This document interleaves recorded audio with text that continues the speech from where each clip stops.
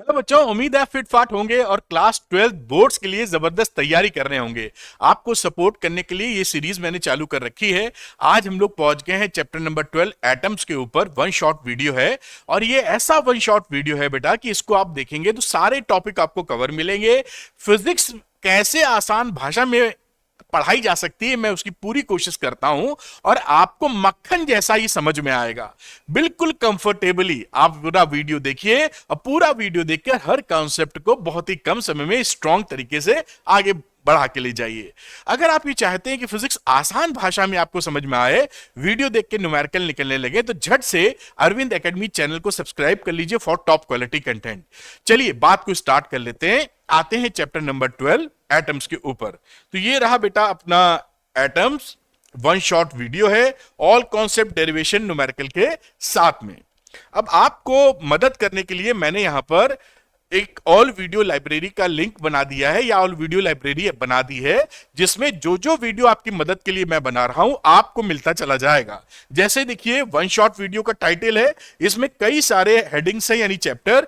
किसी पर भी जाके आप प्ले का बटन क्लिक कर देंगे वो वीडियो ओपन हो जाएगा। इसी तरह पीवाईक्यूज की सीरीज है, डेरिवेशन की सीरीज है बेटा, एनसीईआरटी सॉल्यूशन है, प्योर गोल्ड सीरीज है, ये और भी जो सीरीज आएंगी यहां लगती चली जाएंगी।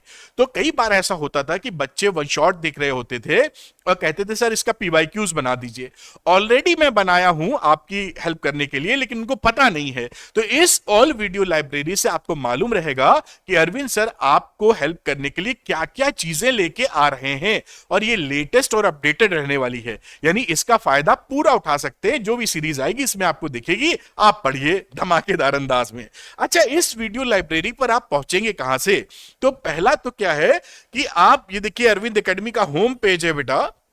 होम पेज पे ऐसे जाएंगे तो आपको यहां पर लिंक दिखाई पड़ेगा, इस लिंक को क्लिक कर दीजिए। ये कुछ लिंक्स खुलेंगे, ऑल वीडियो लेक्चर्स को क्लिक करेंगे तो ऑल वीडियो लाइब्रेरी में चले जाएंगे आप। दूसरा, मैं इस डिस्क्रिप्शन में भी इसका लिंक लगा दूंगा। जैसे इस वीडियो के बाद आप वो कोई और वीडियो देखना चाहें अपनी पढ़ाई को सिलसिले में, तो क्लिक करके आप देख सकते हैं। तो दो तरीके, एक तो होम पेज पे जाकर, दूसरा मैं लिंक लगा दूंगा। फायदा यही है कि आपका कोई टाइम वेस्ट नहीं होगा, इजी एक्सेस रहेगा। साथ में अरविंद सर आपके लिए क्या क्या लेके आ रहे हैं इसकी भी जानकारी आपको अच्छे से रहने वाली है। अब कई बच्चों को यह लगता है कि इसका जो सर पढ़ा रहे हैं इसका पीडीएफ भी उनको मिल जाए तो नोट्स बनाने में काफी आसानी हो सकती है। तो कोई दिक्कत की बात नहीं है, अब अरविंद एकेडमी टेलीग्राम चैनल को ज्वाइन कर दीजिए, लिंक डिस्क्रिप्शन में, यहां इसका पीडीएफ में अपलोड कर दूंगा। आप नोट्स बनाइए, पढ़ाई को आगे बढ़ाते चलिए।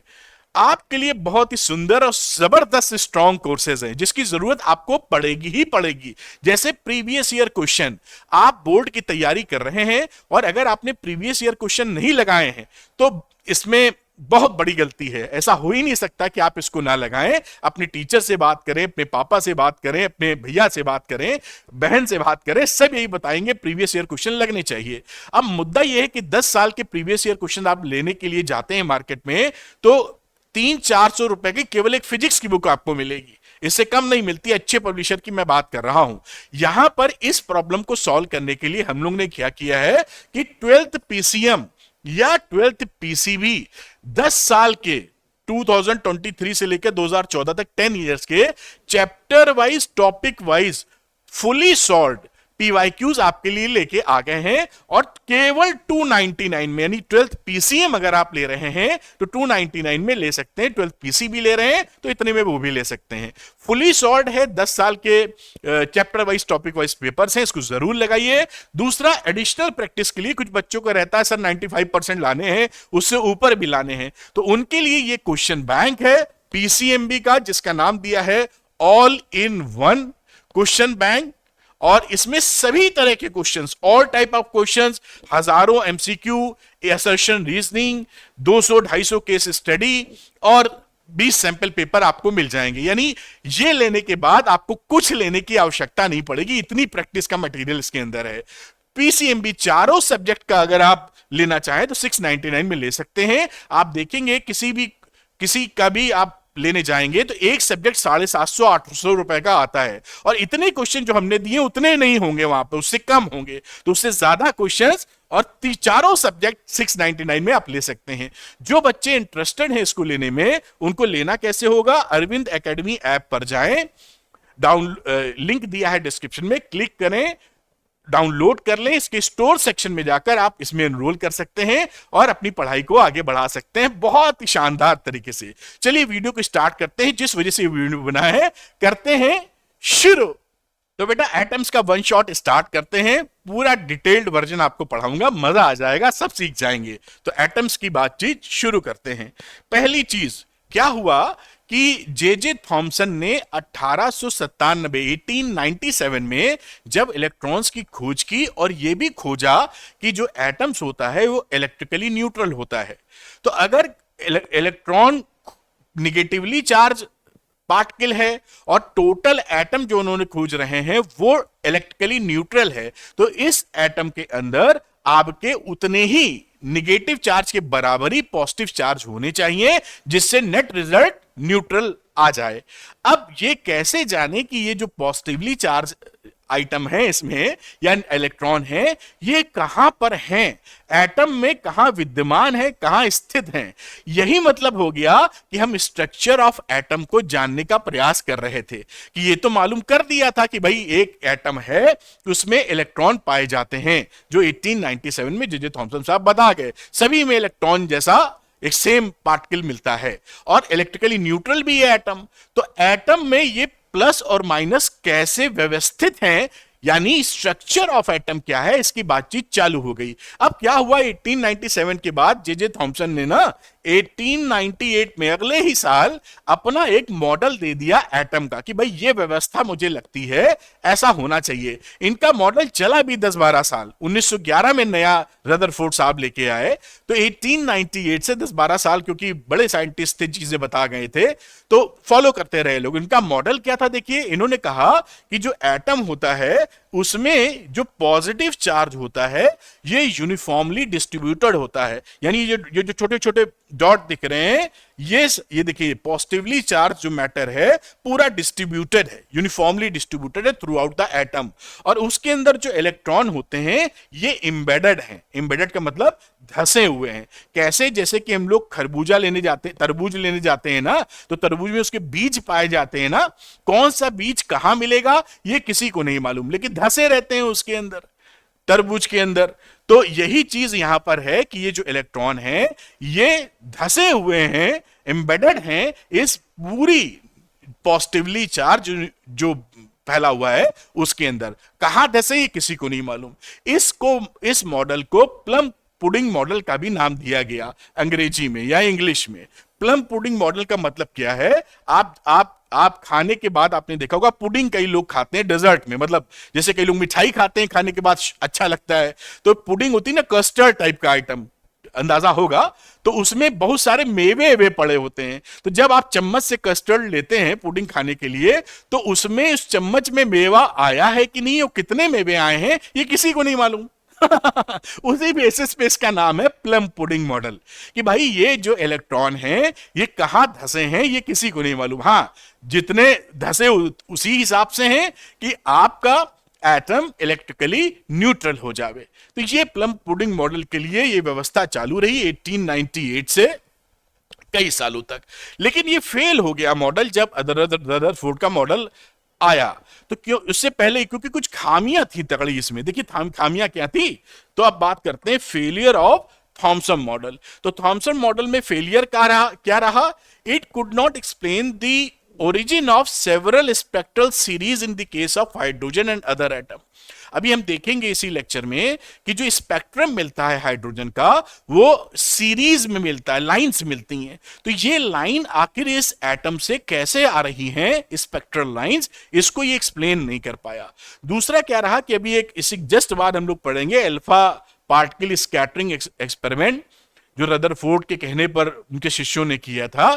तो उसमें देखा गया कि कई जो पार्टिकल्स थे वो एटम से टकराकर काफी ज्यादा स्कैटरिंग एंगल ले रहे थे। मतलब कि जैसे ये मान लीजिए एटम है, कोई पार्टिकल आया और टकरा के ऐसे घूम गया, तो जाना सीधे चाहिए, इतना घूम गया। तो आखिर जब ये फैले हुए हैं इलेक्ट्रॉन ऐसे ऐसे, तो इतना स्कैटरिंग अल्फा पार्टिकल जो आ रहा है इतना स्कैटर्ड कैसे हो गया?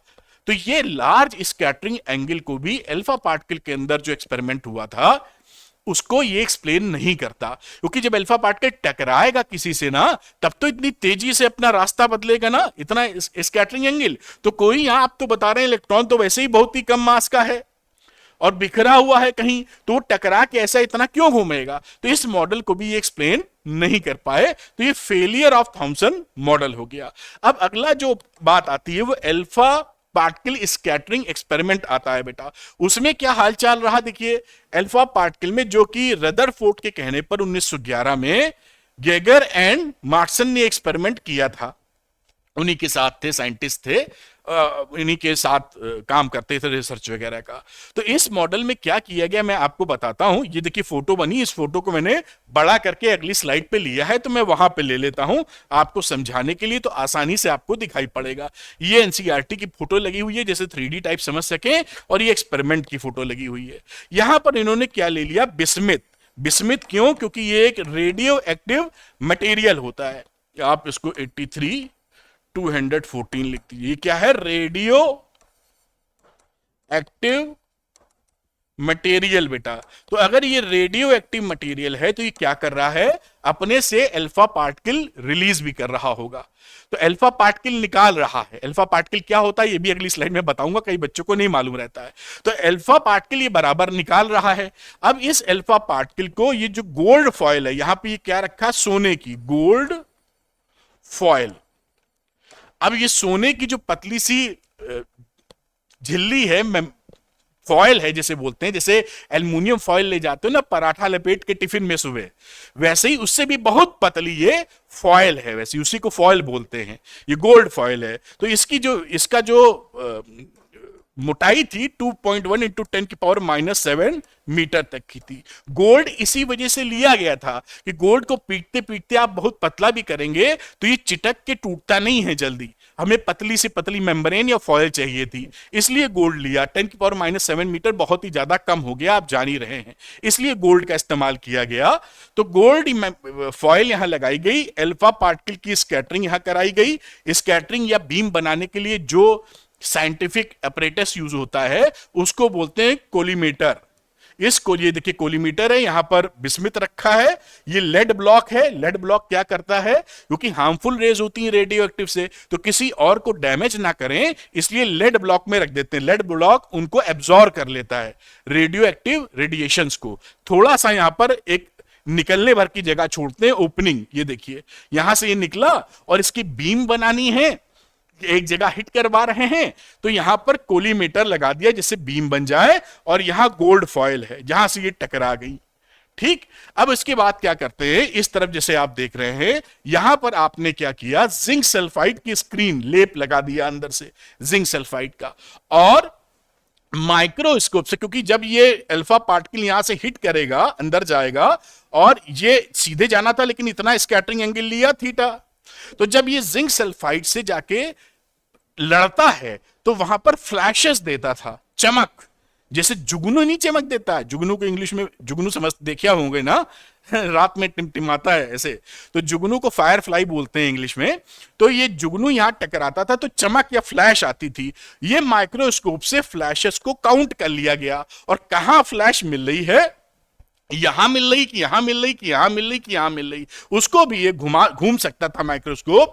उससे ये पता लगाया गया कि ये कहां पर मिल रही है फ्लैश और कितनी मिल रही है। दो चीज, कहां का मतलब भाई अगर मान लीजिए यहां मिली तो स्कैटरिंग एंगल ज्यादा हो गया, और मान लीजिए भयंकर मिली यहां तो और स्कैटरिंग एंगल ज्यादा हो गया, और कितने जितने पार्टिकल लड़ रहे हैं कितने मिल रहे हैं, कहां मिल रहे हैं, कितने मिल रहे हैं, ये काम किया हमने इस माइक्रोस्कोप से। तो ये पूरा सेटअप था रेडियो एक्टिव मतलब alpha particle scattering experiment. Rutherford के कहने पर गैगर एंड मार्टसन ने 1911 में परफॉर्म किया, आप समझ गए।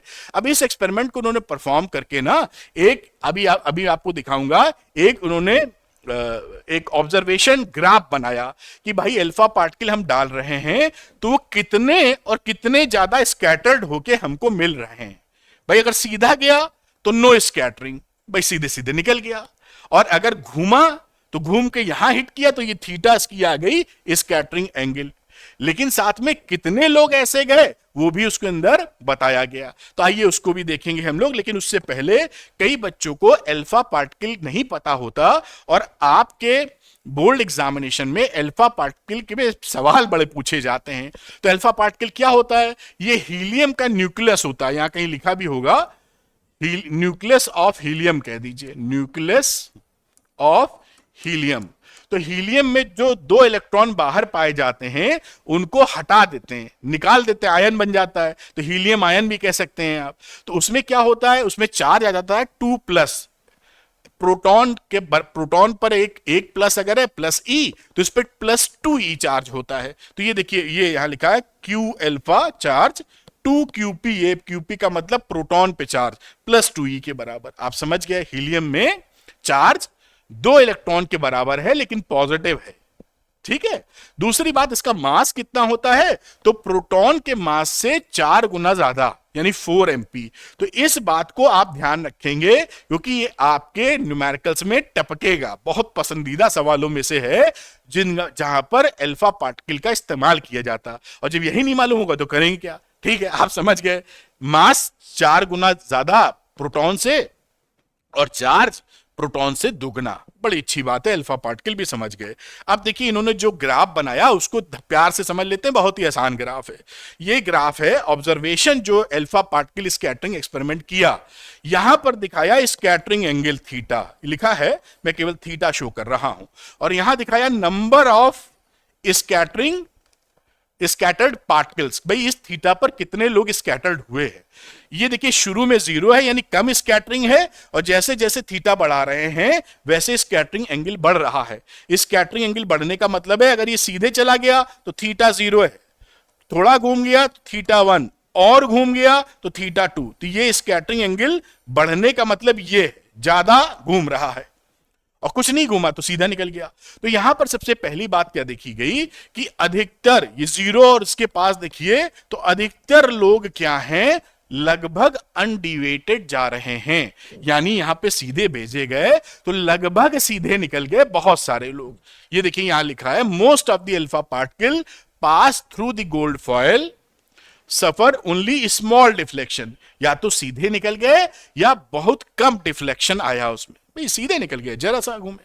अब उसके बाद क्या हुआ, आप आ जाइए 90 डिग्री के आसपास, ये 90 डिग्री की स्कैटरिंग एंगल है, इसमें 8000 पार्टिकल आपने फेंके अल्फा पार्टिकल के, तो केवल एक 90 डिग्री पर आपको दिखा। ये देखिए यहां पे मेंशन है, a few alpha particles about 1 in 8000 gets deflected through 90 degree और मोर। 90 या उससे ज्यादा वाले जो पार्टिकल रहे, आपने अल्फा पार्टिकल 8000 भेजे थे, तो एक का डिफ्लेक्शन 90 या उससे ज्यादा हुआ, यानी बहुत ज्यादा कम। उसके बाद करते हैं, देखिए यहां डिग्री बढ़ती चली जा रही है, 180 बनी नहीं, यहां कहीं 180 बना लो। 180 मतलब ऐसे जावे पार्टिकल और किसी चीज से लड़े और वापस हो जाए, तो यहां पर थीटा कितना है बेटा, 180 डिग्री। ऐसे स्कैटरिंग एंगल किसमें आपको दिखाई पड़ी, बहुत ही कम, रेयर, ऐसा देखने को आपको बहुत कम मिला। तो यहां पर देखिए लिखा है ओकेजनली, यानी बहुत कम। 8000 ये था, तो ये कहीं हो रहा होगा 25000 या उससे भी ज्यादा कहीं। तो gets rebounded from gold foil suffering a deflection of nearly 180 degree. तो ये ऑब्जर्वेशंस रहे, इस ऑब्जर्वेशन के बेसिस पर कुछ कंक्लूड करने की तैयारी हो गई। आप समझ पाए ना, अधिकतर लोग अनडिवेटेड चले गए या स्मॉल डिफ्लेक्शन से चले गए। 90% का डिफ्लेक्शन या उससे ज्यादा का डिफ्लेक्शन जिनको मिला वो 8000 में एक थे, और 180 डिग्री का डिफ्लेक्शन लेने वाले तो भाई साहब रेयर थे, बहुत ही ज्यादा कम। अब इस बेसिस पर अल्फा पार्टिकल एक्सपेरिमेंट का रदरफोर्ड ने कंक्लूजन, क्योंकि उन्होंने बोला था गैगरमेट से, क्योंकि भाई एक्सपेरिमेंट करो, एक्सपेरिमेंट किया, ऑब्जर्वेशन लेके आए, और रदरफोर्ड साहब ने उसको एनालिसिस की कि भाई ये ऑब्जर्वेशन नजर आता है। तो क्योंकि अधिकतर अल्फा पार्टिकल स्मॉल डिफ्लेक्शन या अनडिवेटेड निकल गए थे, तो इससे रदरफोर्ड ने कंक्लूड किया कि एटम के अंदर अधिकतर जगह खाली है, क्योंकि जब वो टकराएंगे किसी से तभी तो डिफ्लेक्शन होगा, इसका मतलब बिना टकराए सीधे निकल गए। तो पहला पॉइंट उन्होंने कहा कि जो अधिकतर स्पेस है इसके अंदर वो खाली है। दूसरी बात उन्होंने बताई to explain large angle scattering alpha particle, यानी कि जो लार्ज अल्फा पार्टिकल स्कैटरिंग आ रही थी, भाई कभी 90 भी मिली है, कभी 70 मिली, कभी कुछ कुछ में 180 मिली है, बहुत रेयर। तो उनका कहना था कि जो भी पॉजिटिव चार्ज है वो एक जगह सेंट्रलाइज्ड है, इकट्ठा है। तो यहां पर इन्होंने बोला Rutherford suggested that all the positive charges and the mass of the atom is concentrated in a very small region called the nucleus। उन्होंने कहा कि इस एटम का जो मास है और इसका जो पॉजिटिव चार्ज है वो एक जगह पर सेंट्रलाइज्ड है और बहुत छोटा सा पार्ट है। बात पकड़ में आ रही है ना, क्योंकि अल्फा स्कैटरिंग काफी ज्यादा स्कैटर्ड एंगल मिला, लेकिन बहुत कम के लिए मिला। बहुत कम क्या साबित करता है कि जिससे टकराहट हो रही है वो बहुत छोटा है, और 180 डिग्री या 170 डिग्री या 90 डिग्री स्कैटरिंग एंगल, यानी कि वो काफी ज्यादा तगड़ा है। ठोकर लग रही है तो हिल नहीं रहा, हिला दे रहा है। ठीक है, अब अगली बात, दस द न्यूक्लियस इज सराउंडेड। अब उन्होंने कहा कि भाई अब स्ट्रक्चर ऑफ एटम क्या हो गया कि न्यूक्लियस सराउंडेड हो गया निगेटिवली चार्ज पार्टिकल से, और उसका सारा प्लस वाला जो कार्यक्रम है उसके सेंटर पर आ गया। ये देखिए, the nucleus is surrounded by a cloud of electrons whose total negative charge is equal to the total positive charge, so that the atom is wholly electrically neutral.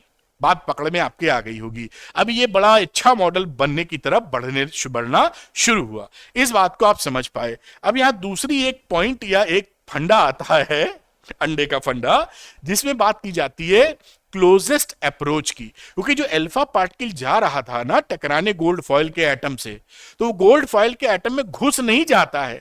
वो देखिए, ये गोल्ड फॉयल का अगर atom है और यहां से alpha particle चालू हुआ, क्योंकि ये न्यूक्लियस है तो पॉजिटिवली चार्ज है, अल्फा पार्टिकल भी पॉजिटिवली चार्ज है, तो दोनों पास आते हैं। ये रुका हुआ, ये पास आ रहा है, यहां तक आया और उसके बाद ये लौट लेता है। क्योंकि यहां पर तक जब पहुंचता है तो उसको क्या मिलता है, कोलंबियन फोर्स प्लस प्लस में रिपल्शन होता है, तो प्लस प्लस में रिपल्शन की वजह से ये आगे नहीं बढ़ पाता। तो आप ऐसा ना समझें कि इसकी फिजिकल टक्कर, जैसे एक कार और एक कार, दो कारें टकराती भुड़ुम, ऐसी टक्कर यहां पर नहीं हो रही है।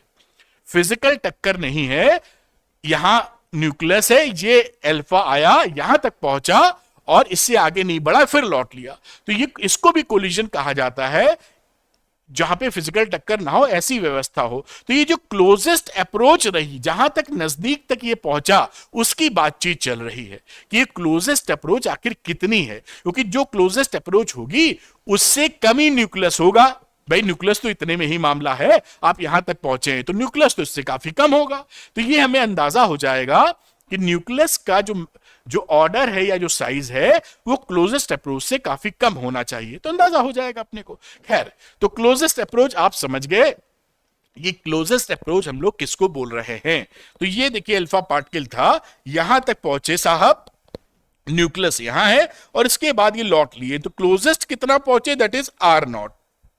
क्लोजेस्ट अप्रोच या closest distance of closest approach, इसका फॉर्मूला होता है आर नॉट, 2k, ये k क्या है, Coulomb's constant, 1/4 pi epsilon naught. z है एटॉमिक नंबर और E square upon K alpha है अल्फा पार्टिकल की काइनेटिक एनर्जी।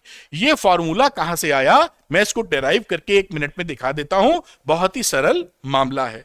तो आइए हम लोग डेरिवेशन कर रहे हैं क्लोजेस्ट अप्रोच का, ऑफ क्लोजेस्ट अप्रोच, बहुत ही आराम से। ठीक है, अब देखिए क्या देते हैं यहां पर, देखिए न्यूक्लियस साहब थे, ऐसे बना देते हैं गाढ़ा सा, और ये अल्फा पार्टिकल यहां तक आया और यहां से इसने वापसी कर ली, और इसके बीच का ये डिस्टेंस जो है ऐसे लिख दो, दिस इज आर नॉट। ठीक है, और ये लिख दो अल्फा पार्टिकल, जैसे हमें याद रहे कि कार्यक्रम किसके लिए है, और दिस इज न्यूक्लियस,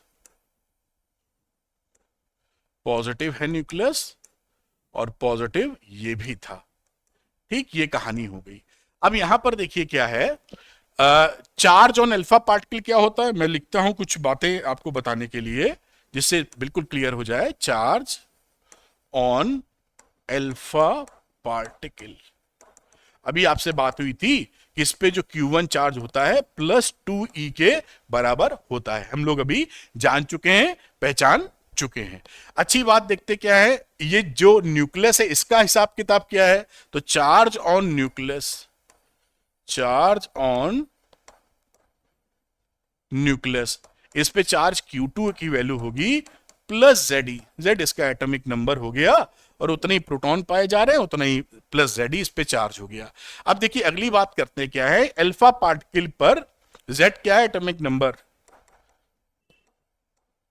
एटॉमिक, जैसे आपको किसी भी प्रकार का कोई कंफ्यूजन ना हो पावे। अब यहां पर जो इसको काइनेटिक एनर्जी आपने दी थी कुछ, जिसकी वजह से ये आगे बढ़ा था, तो initial kinetic energy of alpha particle, ये भी फटाक से लिख लेते हैं, initial kinetic energy of alpha particle, और इसकी वैल्यू कितनी है, half K alpha is equal to half mv²।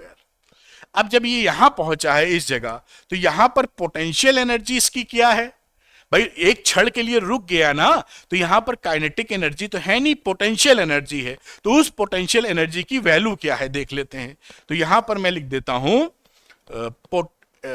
Potential energy at closest distance R0, R0 पर, ये जो R0 डिस्टेंस है इस पे इसकी पोटेंशियल एनर्जी कितनी है। तो U की वैल्यू क्या हो जाएगी, K यानी 1/4πε0 Q1 Q2 अपॉन R0। तो इसको K लिखिए, Q1 की वैल्यू थी 2e, इसकी वैल्यू थी Ze अपॉन R0। अब कंजर्वेशन ऑफ एनर्जी लगा दिया जाए, तो कंजर्वेशन ऑफ एनर्जी यानी जितनी काइनेटिक थी वही तो पोटेंशियल में चेंज हुई है। तो K alpha is equal to potential energy, बहुत आराम से अब इसको बराबर कर दो, half mv² is equal to K, यहां वैल्यू आ गई 2Ze² upon R0।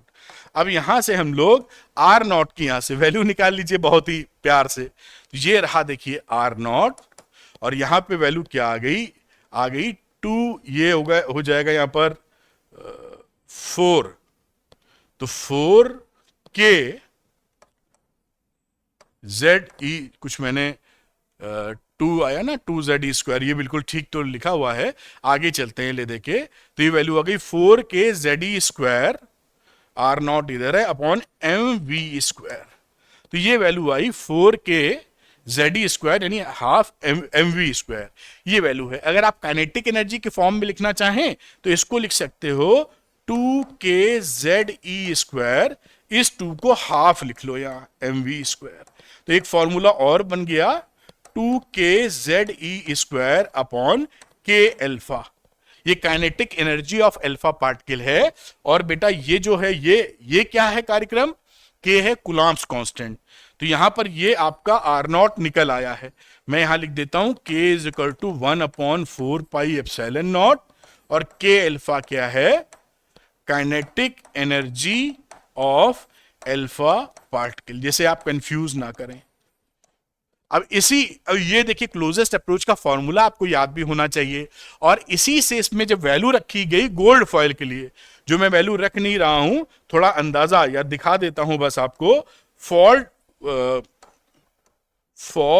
Gold foil. तो गोल्ड फॉयल के लिए अगर आप बात करें तो उन्होंने जो एक्सपेरिमेंट किया उसमें K अल्फा डाली थी 5.5 MeV, और साथ में Z होता है इसका 79। तो ये दोनों वैल्यू इसके अंदर जब डाली गई तो इसके लिए गोल्ड फॉयल के लिए R0 की जो वैल्यू निकली वो निकली 4 बल्कि यहां पे लिखना चाहिए 41.3 इंटू 10⁻⁻15 मीटर। तो इससे क्या साबित हुआ कि हमारा जो क्लोजेस्ट अप्रोच है 10⁻⁻15 मीटर का है, यानी एटम का जो न्यूक्लियस है वो इसी ऑर्डर का है, इससे कम ऑर्डर का है, इससे बड़ा नहीं हो सकता है। तो 10⁻⁻15 मीटर का हमारा और क्या हुआ, साइज ऑफ न्यूक्लियस, और साइज ऑफ एटम होता है 10⁻⁻10 मीटर, यानी कि जो न्यूक्लियस है वो एटम से 1,00,000 गुना कम है। आप अंदाजा भी आगे हम बताएंगे कि अगर आपका 10 बाई 10 का रूम है, 10 फीट लंबा 10 फीट चौड़ा, और हाइट नॉर्मली छत की 10 फीट रहती है, उसमें इस पेंट की टिप के बराबर न्यूक्लियस है। तो न्यूक्लियस इज सो स्मॉल, इस पेन की टिप के बराबर न्यूक्लियस है, आपके कमरे जितना बड़ा अगर एटम है तो। खैर, ये क्लोजेस्ट अप्रोच की बात थी, कैसे मैंने डराइव किया इसको भी आप समझ लें, एक एक करके सारी बात मैं समझाऊंगा। मैं हट रहा हूं, और इस फॉर्मूले को भी याद कर लीजिएगा नोट करके, और कैसे मैंने डराइव किया है ये आप इसको देख सकते हैं। तो ये आप इसको नोट कर पाए, मेरे ख्याल से देख पाए होंगे। एक कदम और आगे बढ़ाते हैं तो ये बात आप इतनी पकड़ पाए। चलिए आगे की तरफ बढ़ते हैं। अब अगली बात आती है, अच्छा ये पीछे थोड़ा सा रह गया था नीचे, इसको भी हमें ऊंचा कर देना चाहिए यहां तक। अब मैं हटता हूं और इसको आप नोट कर लें बेटा। तो आप नोट कर पाए हैं। चलिए एक स्टेप और आगे चलते हैं, आते हैं इंपैक्ट पैरामीटर पे। तो इंपैक्ट पैरामीटर क्या होता है समझेंगे, और हमारे लिए क्या फायदा लेके आता है। तो इंपैक्ट पैरामीटर का मतलब क्या है बेटा, इंपैक्ट पैरामीटर का मतलब है perpendicular distance from the nucleus, जब ये अल्फा पार्टिकल दूर होता है। तो न्यूक्लियस ये हो गया, न्यूक्लियस से दूर फार अवे, और इसकी जो एक्सेस है न्यूक्लियस की, उससे जो परपेंडिकुलर डिस्टेंस है उसको बोलते हैं इंपैक्ट पैरामीटर। इंपैक्ट पैरामीटर कितना है, कम की ज्यादा, इससे हम ये जान सकते हैं कि स्कैटरिंग एंगल ज्यादा होगा कि कम। अगर हम कहते हैं बी की वैल्यू कम है तो इसका मतलब क्या है कि न्यूक्लियस के काफी करीब से जाएगा तो स्कैटरिंग एंगल बढ़ जाएगी। अगर बी की वैल्यू ज्यादा कर दें तो न्यूक्लियस से दूर से जाएगा, स्कैटरिंग एंगल कम हो जाएगा। तो बीटा से बी से इंपैक्ट पैरामीटर से हम ये जान सकते हैं कि स्कैटरिंग एंगल पे क्या प्रभाव पड़ेगा, और दूसरा इसकी trajectory, path of alpha particle, उसका भी इससे लिंकेज रहता है, जो हमें बस क्वालिटेटिवली यानी अंदाजा लेना कि हाँ भाई लिंकेज है, फॉर्मूला वगैरह उसमें नहीं है। तो यहां की बात जैसे लिखा था, impact parameter is defined as the perpendicular distance of the velocity vector of the alpha particle from the centre of the nucleus when it is far away. मैंने जैसे बताया न्यूक्लियस से काफी दूर होना चाहिए, और इसका परपेंडिकुलर डिस्टेंस किसका, वेलोसिटी वेक्टर का। Velocity is a vector quantity, तो वेलोसिटी वेक्टर का जो परपेंडिकुलर डिस्टेंस है फ्रॉम द न्यूक्लियस, जो पैरेलल लाइन बन रही है, वही इंपैक्ट पैरामीटर कहलाता है, यानी B is the impact parameter. अब अगली बात जो मैंने आपको समझाई थी कि इंपैक्ट पैरामीटर अगर बेटा कम होता है, यहां पर देखिए लिखा होगा लार्ज अगर है, लार्ज इंपैक्ट पैरामीटर अगर है तो ये बी ज्यादा है, दूर से जा रहा है, तो स्कैटरिंग एंगल कम हो जाएगा क्योंकि न्यूक्लियस के दूर से निकल जाएगा। न्यूक्लियस पे ही तो पॉजिटिव चार्ज है, वही तो उसको डिफ्लेक्ट कराएगा। तो कोई चीज अगर उससे दूर है तो कम डिफ्लेक्शन होगा, यही बात इसमें लिखी है। तो रिपल्सिव फोर्स कम होगा, weak, and alpha particle passes almost undeflected. जैसा आप बातचीत कर रहे हैं, बहुत लॉजिकल है। और इंपैक्ट पैरामीटर अगर कम हुआ तो न्यूक्लियस के काफी करीब से जाएगा, उस समय रिपल्सिव फोर्स ज्यादा होगा और स्कैटरिंग एंगल उससे ज्यादा मिल जाएगा। यही बात यहां पे लिखी है, लार्ज एंगल मिलेगा अगर इंपैक्ट पैरामीटर कम है तो। और फिर अगली बात लिख रहा है कि अगर इंपैक्ट पैरामीटर जीरो है, जीरो होने का क्या मतलब है, यहां मैं फोटो बना देता हूं। देखिए जीरो होने का मतलब है कि अगर ये न्यूक्लियस है और ये जा रहा है अल्फा पार्टिकल, तो यहां पर सीधे ठोकर मार दे, मतलब कोई दूरी नहीं, एकदम सेंटर ऑफ द न्यूक्लियस पे कोलाइड कर रहा है, तो ये टक्कर खा के वापसी कर लेगा क्योंकि डिफ्लेक्शन पूरी तौर पे हो जाएगा। तो if beta B is equal to zero, अगर इंपैक्ट पैरामीटर शून्य है तो थीटा कितना होगा, 180 डिग्री। जिस रास्ते जा रहा पलट के उसी रास्ते लौट आएगा। तो ये, और दूसरी बात यहां पे जो लिखी है कि जो शेप ऑफ ट्रेजेक्टरी है, यानी किस पाथ पर अल्फा पार्टिकल जाएगा, वो डिपेंड कर जाता है इंपैक्ट पैरामीटर से। तो वो उसका फॉर्मूला क्या है वो हमारे कोर्स में नहीं है, इतना जान लेना काफी है कि हाँ भाई इंपैक्ट पैरामीटर जैसी कोई चीज होती है और इसका स्कैटरिंग एंगल पर प्रभाव होता है और ट्रेजेक्टरी पर भी इसका प्रभाव या असर पड़ता है। तो उम्मीद है ये बात आप प्यार से समझ गए होंगे। अब इतनी जब रामायण हो गई तो रदरफोर्ड साहब अपना मॉडल ले आए और इन्होंने अपने मॉडल को समेटा। कुछ लिमिटेशंस भी इनकी आएंगी, सारी बात बहुत क्लियर नहीं हुई, कुछ फंसी भी, लेकिन जो मॉडल था उसको देख लेते हैं। तो Rutherford model of an atom. तो पहले में ये क्या बोलते हैं, an atom consist of A small and massive central core, यानी जो न्यूक्लियस है वो सेंटर में है, सारा पॉजिटिव चार्ज है उस पे, और लगभग एटम का सारा मास भी उसी के पास है। तो सेंट्रल में उसका कोर आ गया, in which the entire positive charge and almost whole the mass of the atom is concentrated. This core is called the nucleus. आप समझे ना, उन्होंने कहा भाई एटम में इसके सेंटर पर न्यूक्लियस है, न्यूक्लियस में सारा पॉजिटिव चार्ज है और लगभग सारा मास है एटम का, वो सेंटर पर है। और इन्होंने ये भी बताया कि जो न्यूक्लियस है उसका जो ऑर्डर है, साइज, वो साइज 10⁻⁻15 मीटर का है, जैसे क्लोजेस्ट अप्रोच वाली बात अभी हम लोगों ने देखी थी, which is very small then the size of the atom. Atom का साइज कितना है, 10⁻10 मीटर, 1,00,000 गुना छोटा है। जैसे मैंने कमरे का एग्जांपल दिया था कि 10x10 के कमरे में अगर आप हैं तो ये पेन की टिप के बराबर न्यूक्लियस मिल रहा है। तो ये बात भी आपको अंदाजा लगी, रदरफोर्ड का मॉडल शुरू हो चुका है। अब रदरफोर्ड ने आगे क्या चीज बोली, इन्होंने कहा the nucleus is surrounded. Nucleus तो पॉजिटिवली चार्ज है, नेगेटिवली चार्ज भी उतने होने चाहिए जिससे आपका एटम इलेक्ट्रिकली न्यूट्रल हो सके। तो उन्होंने कहा the nucleus is surrounded by a suitable number of electrons so that their total negative charge is equal to the total positive charge, और उसकी वजह से इलेक्ट्रिकली न्यूट्रल हो जाए हमारा एटम। तो ये बात उन्होंने बताई कि इलेक्ट्रॉन कहां पर इसमें है। अब तीसरी बात उन्होंने क्या बोली कि ये जो सेंटर में कोर में पॉजिटिव है, सपोज करिए एक ही बना देते हैं समझाने के लिए, तो ये एक है और इलेक्ट्रॉन मान लीजिए ऐसे यहां पर है, तो ये क्या कर रहा है, इसका चक्कर लगा रहा है, जैसे कि धरती सूरज का चक्कर लगाती है, जैसे प्लैनेट्स चक्कर लगाते हैं, कह लीजिए धरती सूरज का लगा रही है या चंद्रमा धरती का लगा रहा है, तो उस दशा में ये इसी तरह का चक्कर लगा रहा है। और इसको जो सेंटीपीटल फोर्स मिल रहा है वो इन दोनों के बीच में प्लस माइनस का जो कूलम्बियन अट्रैक्शन फोर्स है उसकी वजह से मिल रहा है। एक दूसरे को अट्रैक्ट करेंगे तो वहां से सेंटीपीटल फोर्स मिल रहा है, जिसकी वजह से ये चक्कर गोल गोल लगा रहा है। यही बात इसके अंदर लिखी गई है कि जैसे सन के अराउंड प्लैनेट्स चक्कर लगाते हैं, उसी प्रकार से न्यूक्लियस के अराउंड अपना इलेक्ट्रॉन चक्कर लगा रहा है। ये बात आप 3 मेजर पॉइंट थे जो समझ गए। अब इनका जो मॉडल था उस मॉडल में भी कुछ दिक्कतें आ गई। तो अब बात होती है लिमिटेशंस क्या है या फेलियर ऑफ रदरफोर्ड मॉडल। अब देखिए क्या होता है कि जब इलेक्ट्रॉन चक्कर लगाता है तो इलेक्ट्रोमैग्नेटिक थ्योरी क्या बोलती है, जो हम लोगों ने पढ़ी भी है चैप्टर नंबर 8 में, कि कोई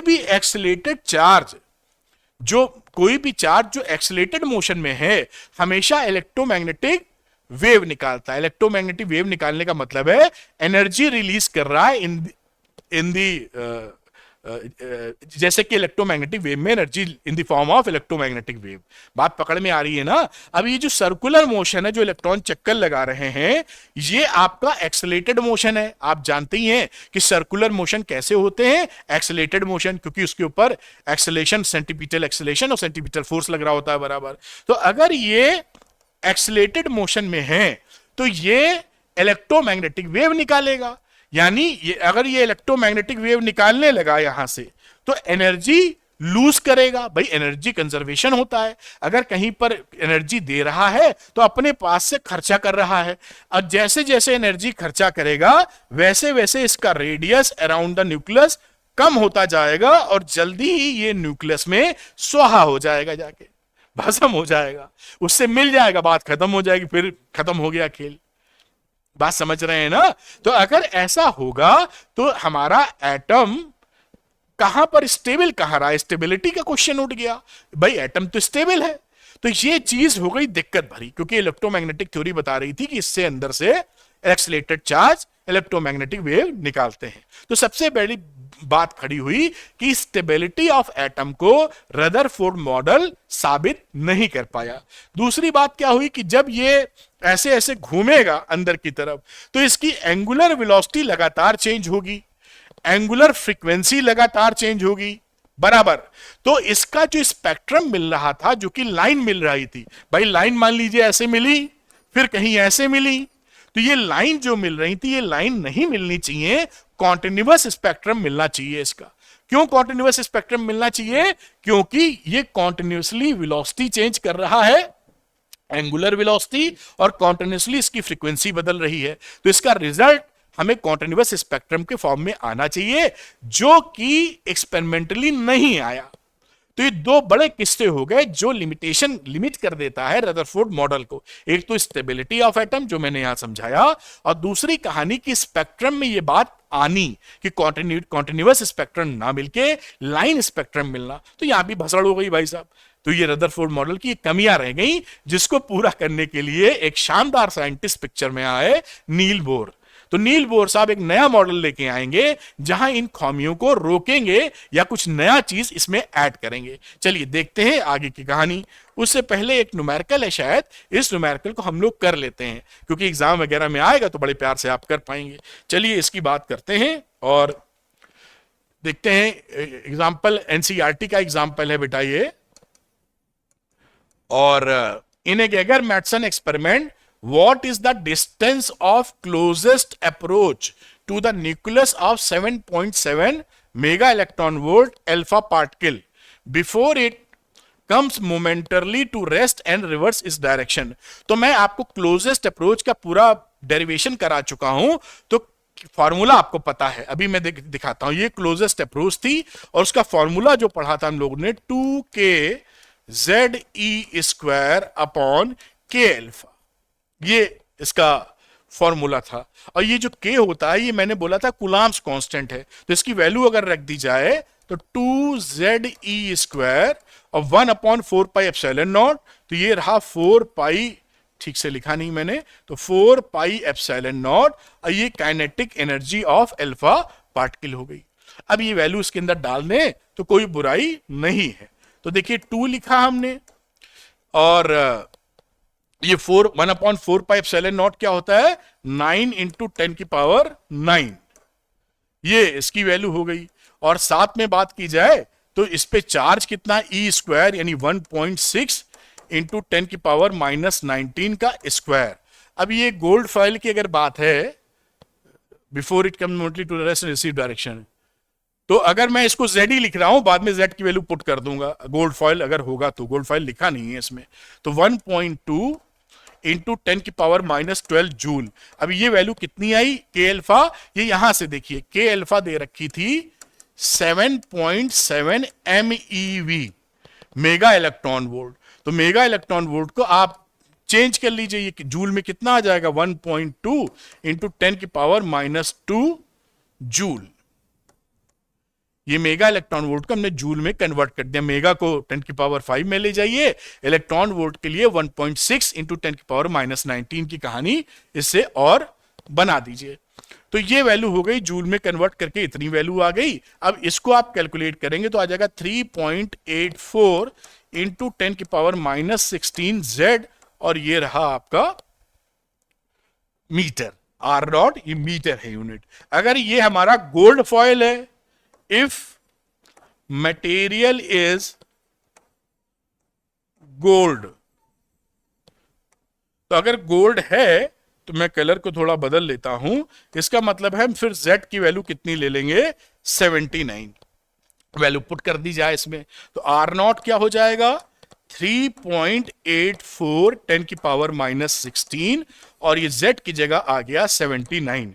अब इसको इससे मल्टीप्लाई कर दीजिए आप, और आप वैल्यू निकाल सकते हैं, आ जाएगी 3 × 10⁻14 मीटर के आसपास।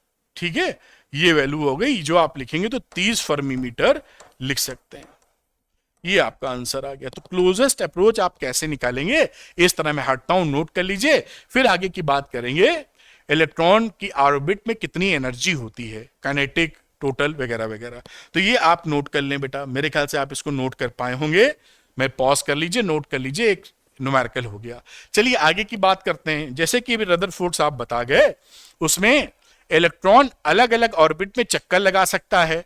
जैसे मान लीजिए यहां पर पहले ऑर्बिट में चक्कर लगा रहा है, ये n=1 अगर लिख दें तो इसकी, या किसी n=2 ऑर्बिट में चक्कर लगा रहा है, तो कोई भी इलेक्ट्रॉन जो चक्कर लगा रहा है उसके पास कितनी एनर्जी है, तो एनर्जी कितनी कितनी होगी, एक तो होगी उसके पास काइनेटिक एनर्जी, एक होगी पोटेंशियल एनर्जी और एक होगी टोटल एनर्जी। तो ये तीनों एनर्जी इस इलेक्ट्रॉन के पास कितनी है, इसकी चर्चा हम लोग कर रहे हैं और फटाफट देख लेते हैं।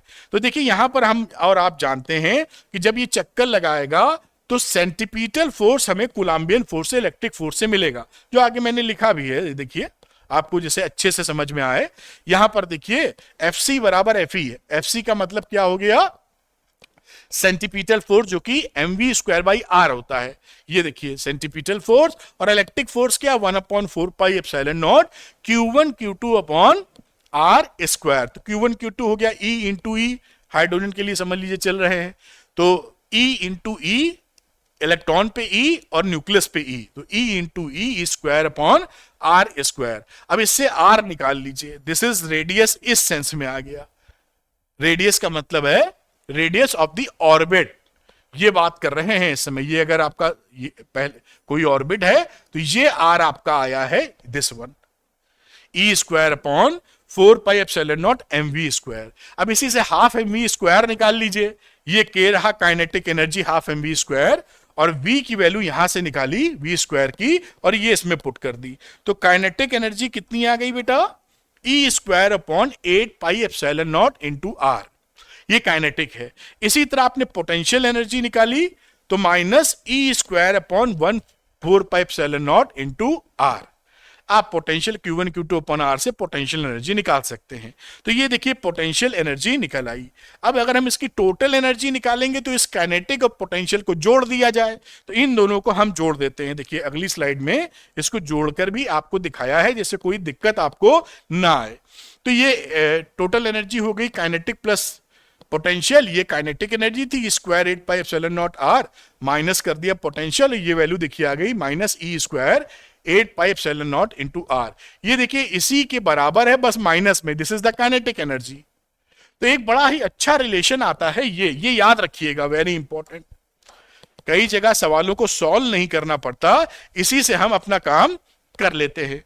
तो जो टोटल एनर्जी होती है वो माइनस काइनेटिक एनर्जी माइनस तो होती नहीं, हमेशा जीरो या उससे प्लस होगी, नॉन नेगेटिव होती है। तो टोटल एनर्जी -k के बराबर, और टोटल एनर्जी पोटेंशियल एनर्जी की आधी। ये देखिए ये जो टोटल एनर्जी है इसका आधा है ना। तो इस रिलेशन को जरूर पकड़ के रखें। अभी आगे वाली स्लाइड्स में मैंने फिर से ये आपको दिखाया है, तो ये आप यहां पर समझ गए होंगे, नोट कर लीजिए इसको। अब इस पे एक न्यूमेरिकल है वो करेंगे हम लोग, जिससे हमारी पकड़ मजबूत हो। तो ये आप पॉज करके बेटा नोट कर सकते हैं। चलिए अगली बात देखते हैं, जहां पर ये न्यूमेरिकल इसका ले लिया जाए तो थोड़ा और मजा आएगा। ये न्यूमेरिकल है एनसीईआरटी का ही, और देखिए कितने आसानी से होगा, इंपॉर्टेंट बहुत है, वेरी इंपॉर्टेंट। तो एग्जाम्पल 12.3 है, it is found experimentally that 13.6 electron volt energy is required to separate a hydrogen atom into a proton and an electron। अभी आपको समझाता हूं मैं। Compute the orbital radius and velocity of the electron in a hydrogen atom। मामला ये, इधर से चालू करता हूं। मामला ये है कि ये न्यूक्लियस था, इसमें एक प्रोटॉन था और ये इलेक्ट्रॉन था, यहां पे चक्कर लगा। हाइड्रोजन का तो यही कहानी होती है, हाइड्रोजन लिखना चाह रहे थे अब आप इसको जो है ना, इस इलेक्ट्रॉन को आप आउट कर देना चाहते हैं। देखिए हमेशा ध्यान रखिएगा, इंफिनिटी पर आपकी एनर्जी जीरो हो जाती है। तो ये इसको इंफिनिटी पहुंचाना चाहते हैं, यानी इसको खींच के हम इंफिनिटी कि ये इसकी पोटेंशियल एनर्जी हम क्या लेंगे, शून्य इंफिनिटी पर। तो इसको हटाने के लिए इतनी एनर्जी देनी पड़ रही है। तो हम इतनी एनर्जी देना चाहते हैं जिससे इस इलेक्ट्रॉन की एनर्जी जीरो हो जाए, पोटेंशियल एनर्जी। जैसे ही जीरो होगी, टोटल जो एनर्जी दे रहे हैं, टोटल एनर्जी दे रहे हैं, तो वो जीरो होगी तो ये कहां चला जाएगा, इसको छोड़ के इन्फिनिटी पे चला जाएगा। अभी इसके पास जो एनर्जी है उसकी वैल्यू है -13.6 इलेक्ट्रॉन वोल्ट, ये वैल्यू है। तभी तो आपने इतनी प्लस दी है, तो टोटल एनर्जी जीरो हो गई और इलेक्ट्रॉन छोड़ के इन्फिनिटी चला गया, ये आयनाइज हो गया, इलेक्ट्रॉन अलग हो गया, प्रोटॉन अंदर का अलग हो गया। ये माइनस एनर्जी क्या बताती है, आगे भी हम लेक्चर में देखेंगे कि इस इलेक्ट्रॉन के ऊपर डेट चढ़ा हुआ है, कर्जा चढ़ा हुआ है, माइनस एनर्जी है, इसलिए मजबूरी में इस न्यूक्लियस का चक्कर लगाए पड़ा है, छोड़ के नहीं जा पा रहा है। अगर इसको ये कर्जा उतारने का जुगाड़ मिल जाए या कोई दे दे इतने पैसे, इसको माइनस में है ना, इतने दे दे, तो ये भाई साहब उतने पैसे लेके रफा दफा हो जाएगा, नो डेट, कोई कर्जा नहीं, और वो स्वतंत्र हो जाएगा, चला जाएगा, कुछ ऐसी कहानी समझ लीजिए आप। तो ये माइनस साइन क्या बता रहा है, एनर्जी का डेफिसिट है, जिसकी मजबूरी में ये चक्कर लगाया जा रहा है। तो इतनी एनर्जी आप इसको दे देंगे तो इसकी टोटल एनर्जी हो जाएगी शून्य, इलेक्ट्रॉन छोड़ के चला जाएगा। ये मैंने आयनाइजेशन का आपको कहानी बता दी, जो इस लेक्चर के अंत में एक बार और हम लोग 2 मिनट के लिए रिवाइज मारेंगे। ठीक है बेटा, तो चलिए बात को शुरू करते हैं। अब जो एनर्जी हमको दी गई थी 13.6 इलेक्ट्रॉन वोल्ट, जो इलेक्ट्रॉन की हाइड्रोजन एटम में है, तो मैं यहां लिख देता हूं टोटल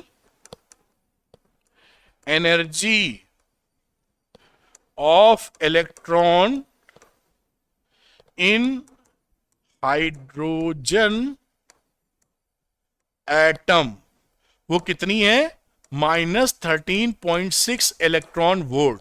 अब इसको आप जूल में चेंज करना चाहें तो -13.6 इंटू 1.6 इंटू 10 की पावर -19 जूल, और ये वैल्यू आ जाएगी -2.2 इंटू 10 की पावर -18 जूल।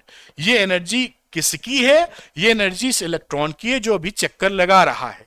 ठीक है, अब इतनी ही एनर्जी इलेक्ट्रॉन वोल्ट में, इतनी ही एनर्जी आपने इसको सप्लाई कर दी, तो टोटल एनर्जी ऑफ इलेक्ट्रॉन क्या है बेटा, अगर बात करें तो फॉर्मूला हमने देखा था -E² अपॉन 8πε0r, ये इलेक्ट्रॉन की एनर्जी होती थी जब वो ऑर्बिट में चक्कर लगा रहा होता था। तो यहां पर आपने इतनी एनर्जी सप्लाई की है, इसी के बराबर है, विच इज -2.2 इंटू 10 की पावर -18 जूल। ये बाजू में कंप्यूटर रखा है जिस पे रिकॉर्डिंग होती है, तो बार बार मैं देखता हूं कि रिकॉर्डिंग ठीक चल रही है, बीच में रुक तो नहीं गई, नहीं मैं पढ़ा हूं, रिकॉर्ड ही ना हो कैमरा कंप्यूटर से कनेक्टेड है। तो चलिए, मैं हो सकता है आपको लगे कि बार बार सर ऐसे क्या करते हैं, तो वो वहां पर देखना पड़ता है कि सब कुछ दुरुस्त है कि नहीं, वो भी ध्यान रखना पड़ता है। तो खैर, यहां पर ये वैल्यू आ गई। अब इस वैल्यू में सारी वैल्यू पुट कर देनी चाहिए, मैं इसके नीचे ही डालने का प्रयास करूंगा। हमें ऑर्बिट की रेडियस चाहिए, तो इसी को लेते हैं ऑर्बिटल रेडियस, जो कि हमारी क्या है, आर है। तो आर की वैल्यू यहां से क्या हो गई, आर निकालें, -E² अपॉन, इस फॉर्मूले का जिक्र करें तो 8πε0E, और ये E की वैल्यू यहां पर टोटल दे रखी है, वो वैल्यू हम यहां पर पुट कर सकते हैं। तो वैल्यू रख दीजिए, -1/4πε0 होता है 9 इंटू 10 की पावर 9, और इलेक्ट्रॉन हो गया 1.6 10 की पावर -19 का स्क्वायर अपॉन, ये रहा 2, क्योंकि 4 लिया था 2 बच गया था, इंटू टोटल एनर्जी क्या रही, माइनस में 2.2 इंटू 10 की पावर -18। ठीक है, अब इसको सॉल्व करोगे तो आर की वैल्यू आपकी क्या मिलेगी, 5.3 इंटू 10 की पावर -11 मीटर। तो ये एक पहला आंसर आ गया कि उसकी ऑर्बिटल रेडियस कितनी है। अभी हमें वेलोसिटी पता करनी है, वो भी हम निकालते हैं। ठीक है, अगली बात यहीं पे कर लेते हैं। उसकी वेलोसिटी के लिए देखिए, हम ये जानते हैं कि जो टोटल एनर्जी थी वो माइनस काइनेटिक एनर्जी के बराबर होती है। तो यहां से काइनेटिक एनर्जी की वैल्यू कितनी आ गई, इसी का माइनस साइन हटा दिया जाए तो वैल्यू हो गई E² अपॉन 8πε0r, और ये काइनेटिक एनर्जी ½ mv² के बराबर है, ½ mv² के। अब यहां से वेलोसिटी अगर निकालो, आप कैलकुलेट करोगे तो वैल्यू आ जाएगी E ऊपर, रूट लोगे इधर लेके, और 4 से कटेगी, नीचे 4πε0 आएगा, ये r आएगा, ये रूट में आएगा, ये v आ गया।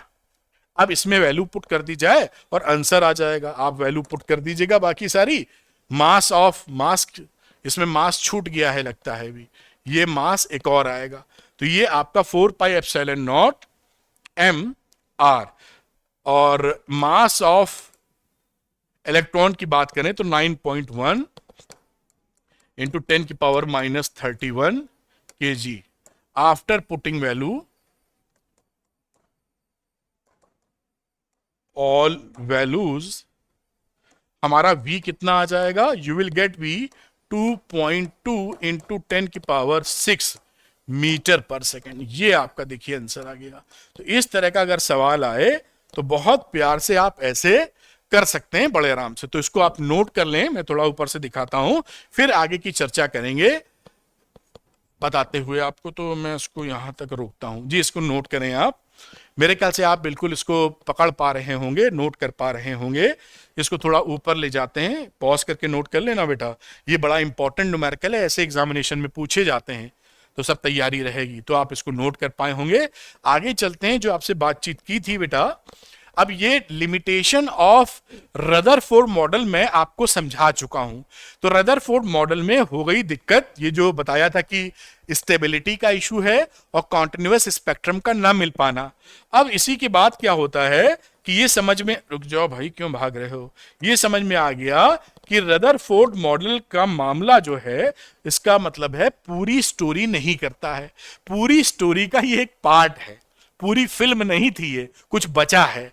जो बचा है उसके लिए आएंगे नील बोर साहब, क्योंकि यहां पर लिमिटेशंस आ गई थी, स्टेबिलिटी ऑफ एटम सवालिया निशान, और साथ में आप देख रहे हैं कॉन्टिन्यूअस स्पेक्ट्रल लाइंस ना मिलना। अब क्या हुआ, बोर साहब आए पिक्चर में, नील बोर ये थ्योरी देंगे। इन्होंने क्या किया, ये रदरफोर्ड के ही उधर थे, तो रदरफोर्ड की लैब में 1911 में ये दिया था इन्होंने, रदरफोर्ड ने 1912 में कुछ महीने रहे वहां, रह के ये कन्विंस हो गए कि रदरफोर्ड जो बता रहे हैं वो बात सही है, उसमें कुछ गड़बड़ नहीं है, लेकिन अब कुछ मामला कुछ और लाना पड़ेगा।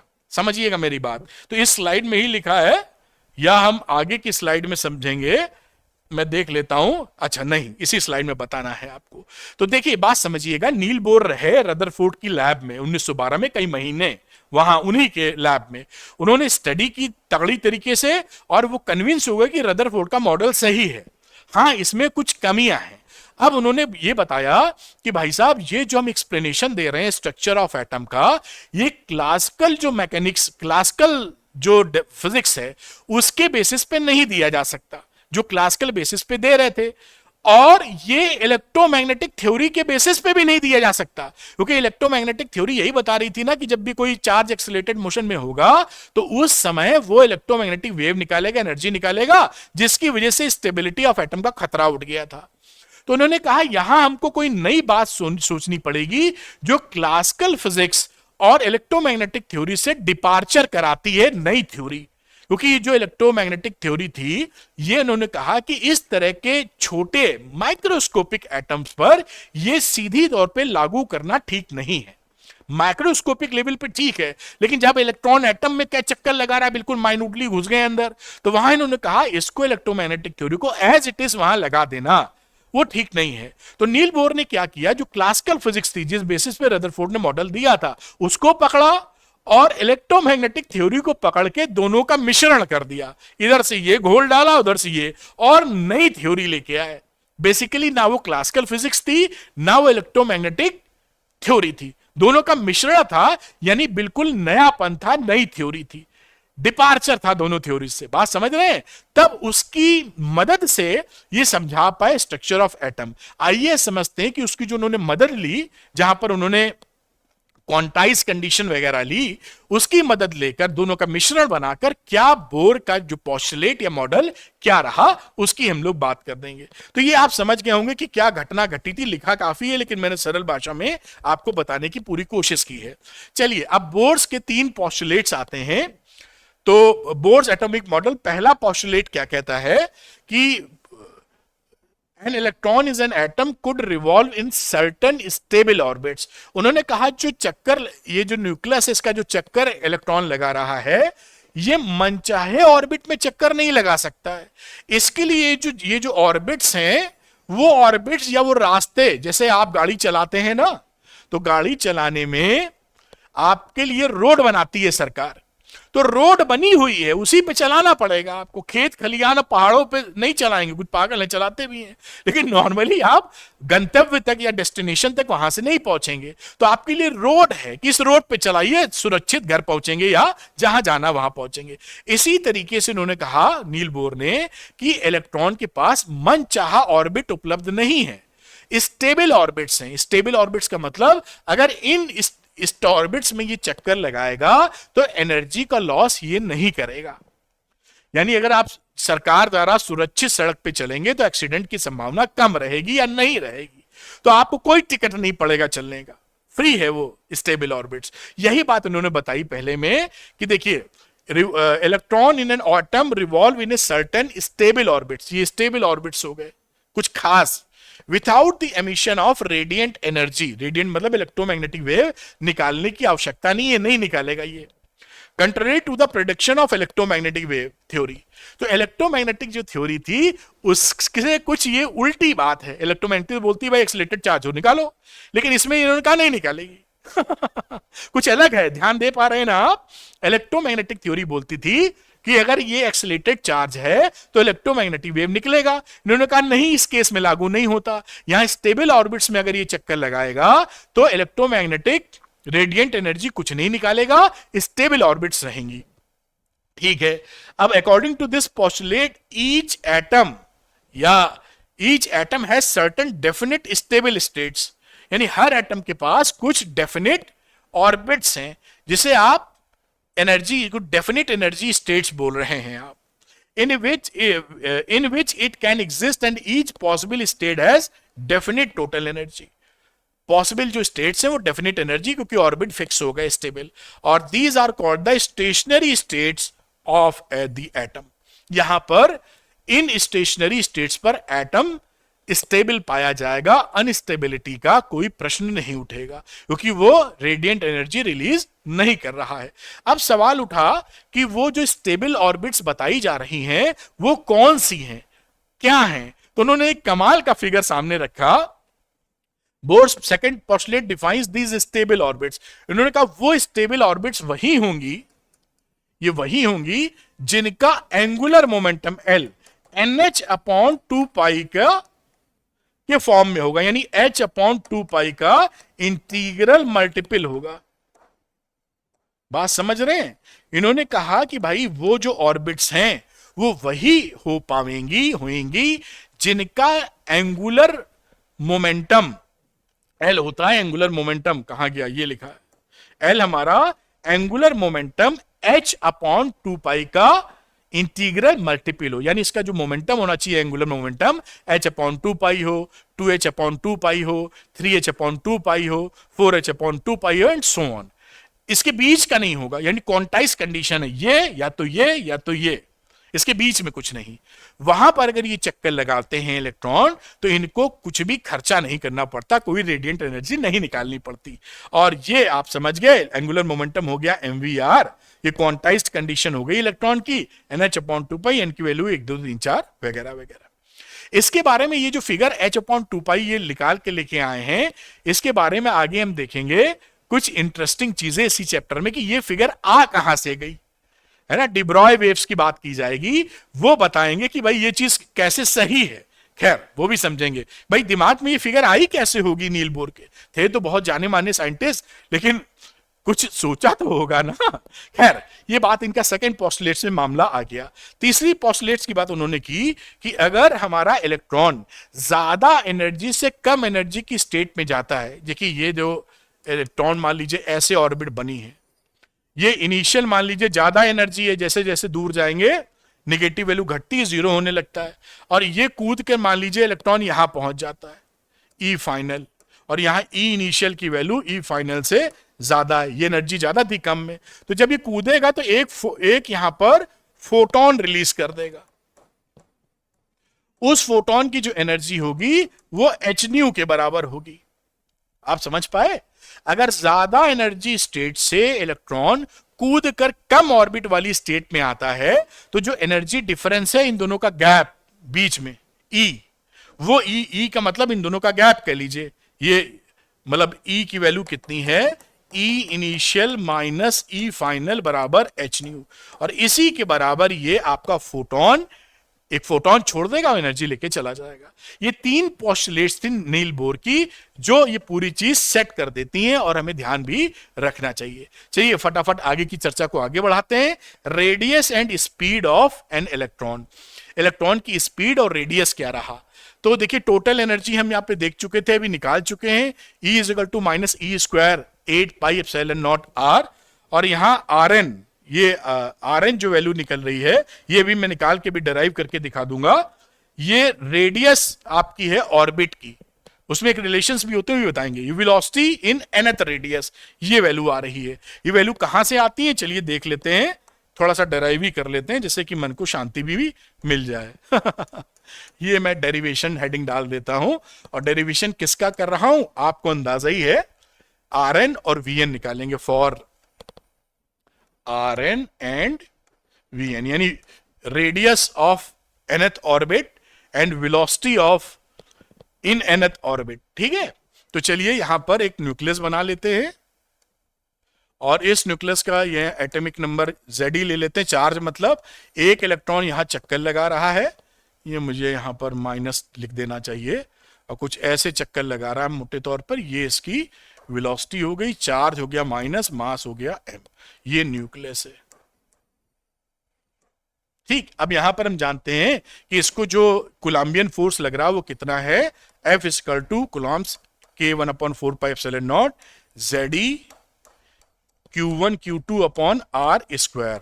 ये वैल्यू हो गई K Ze square upon r square. यही आपको ऑफर कर रहा है सेंट्रीपिटल फोर्स। तो ये दिस ऑफर्स सेंट्रीपिटल फोर्स, यानी वैल्यू हो गई mv स्क्वायर बाई आर की वैल्यू इसी के बराबर है KZe square upon r square. अब यहां से आर काटोगे, एक आर जाएगा कट, तो ये वैल्यू क्या आ जाएगी, mv square is equal to KZe square upon r. इसको मैं इक्वेशन 1 कह देता हूं, और इधर मैं इसको लेके आता हूं, इसी तरफ चर्चा करते हुए आर निकाल लेंगे यहां से। तो ये वैल्यू बेटा आर लिखी हम लोगों ने, तो KZe square upon mv square. ये देखिए इसे क्वेश्चन 2 कह रहे हैं, ये वेलोसिटी के टर्म में रेडियस आ गई। किसकी रेडियस है, जिस ऑर्बिट में वो चक्कर लगा रहा है। ठीक है, ये बात कंप्लीट हो जाती है। एक कदम और आगे बढ़ाते हैं, कलर को थोड़ा बदलते हुए, और यहां पर लेके आते हैं कि बोर्स क्वांटाइजेशन कंडीशन को लगाते हैं। तो Bohr's quantization condition for angular momentum, यानी L की वैल्यू बोले थे वो mvr के बराबर रहेगी, जो कि NH अपॉन 2 पाई के बराबर होना चाहिए। यहां से R निकाल लो बेटा, तो R की वैल्यू क्या हो गई, NH अपॉन 2 पाई mv, इक्वेशन नंबर 3।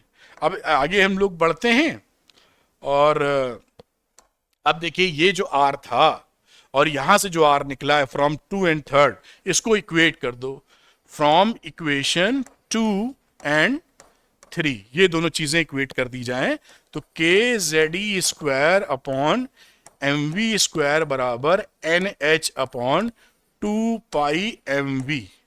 ये देखिए v का एक स्क्वायर से कट गया और v निकल आई यहां से, तो v कितना है, vn कह दीजिए, या v है 2 पाई, k है Coulomb's constant, Ze square upon NH। ये फॉर्मूला हमारे पास आ गया, इसे इक्वेशन 4 भी कह दो। ये वेलोसिटी का फॉर्मूला हमारे हाथ में आ चुका है। ठीक है, अब इसी से हम लोग निकालेंगे रेडियस। तो substitute this value of v in equation number 3। तो इक्वेशन नंबर 3 हमारी ये है, इसमें ये v की वैल्यू ना इस जगह, ये v की वैल्यू पुट कर दिया आपने। जब आप पुट कर देंगे तो you will get r is equal to NH upon 2 pi m। ये तो देखिए v के अलावा वैल्यू थी और v की जगह वैल्यू क्या आपने रखी, इसको पलट के हम मल्टीप्लाई कर देते हैं, डिवाइड है ना, NH अपॉन 2πk ZE², और ये वैल्यू हो जाएगी n² upon 4π² MK ZE²। This is number 5, और ये आपकी r की वैल्यू आ गई है। तो ये हमने रेडियस का और वेलोसिटी का डेरिवेशन कर दिया है।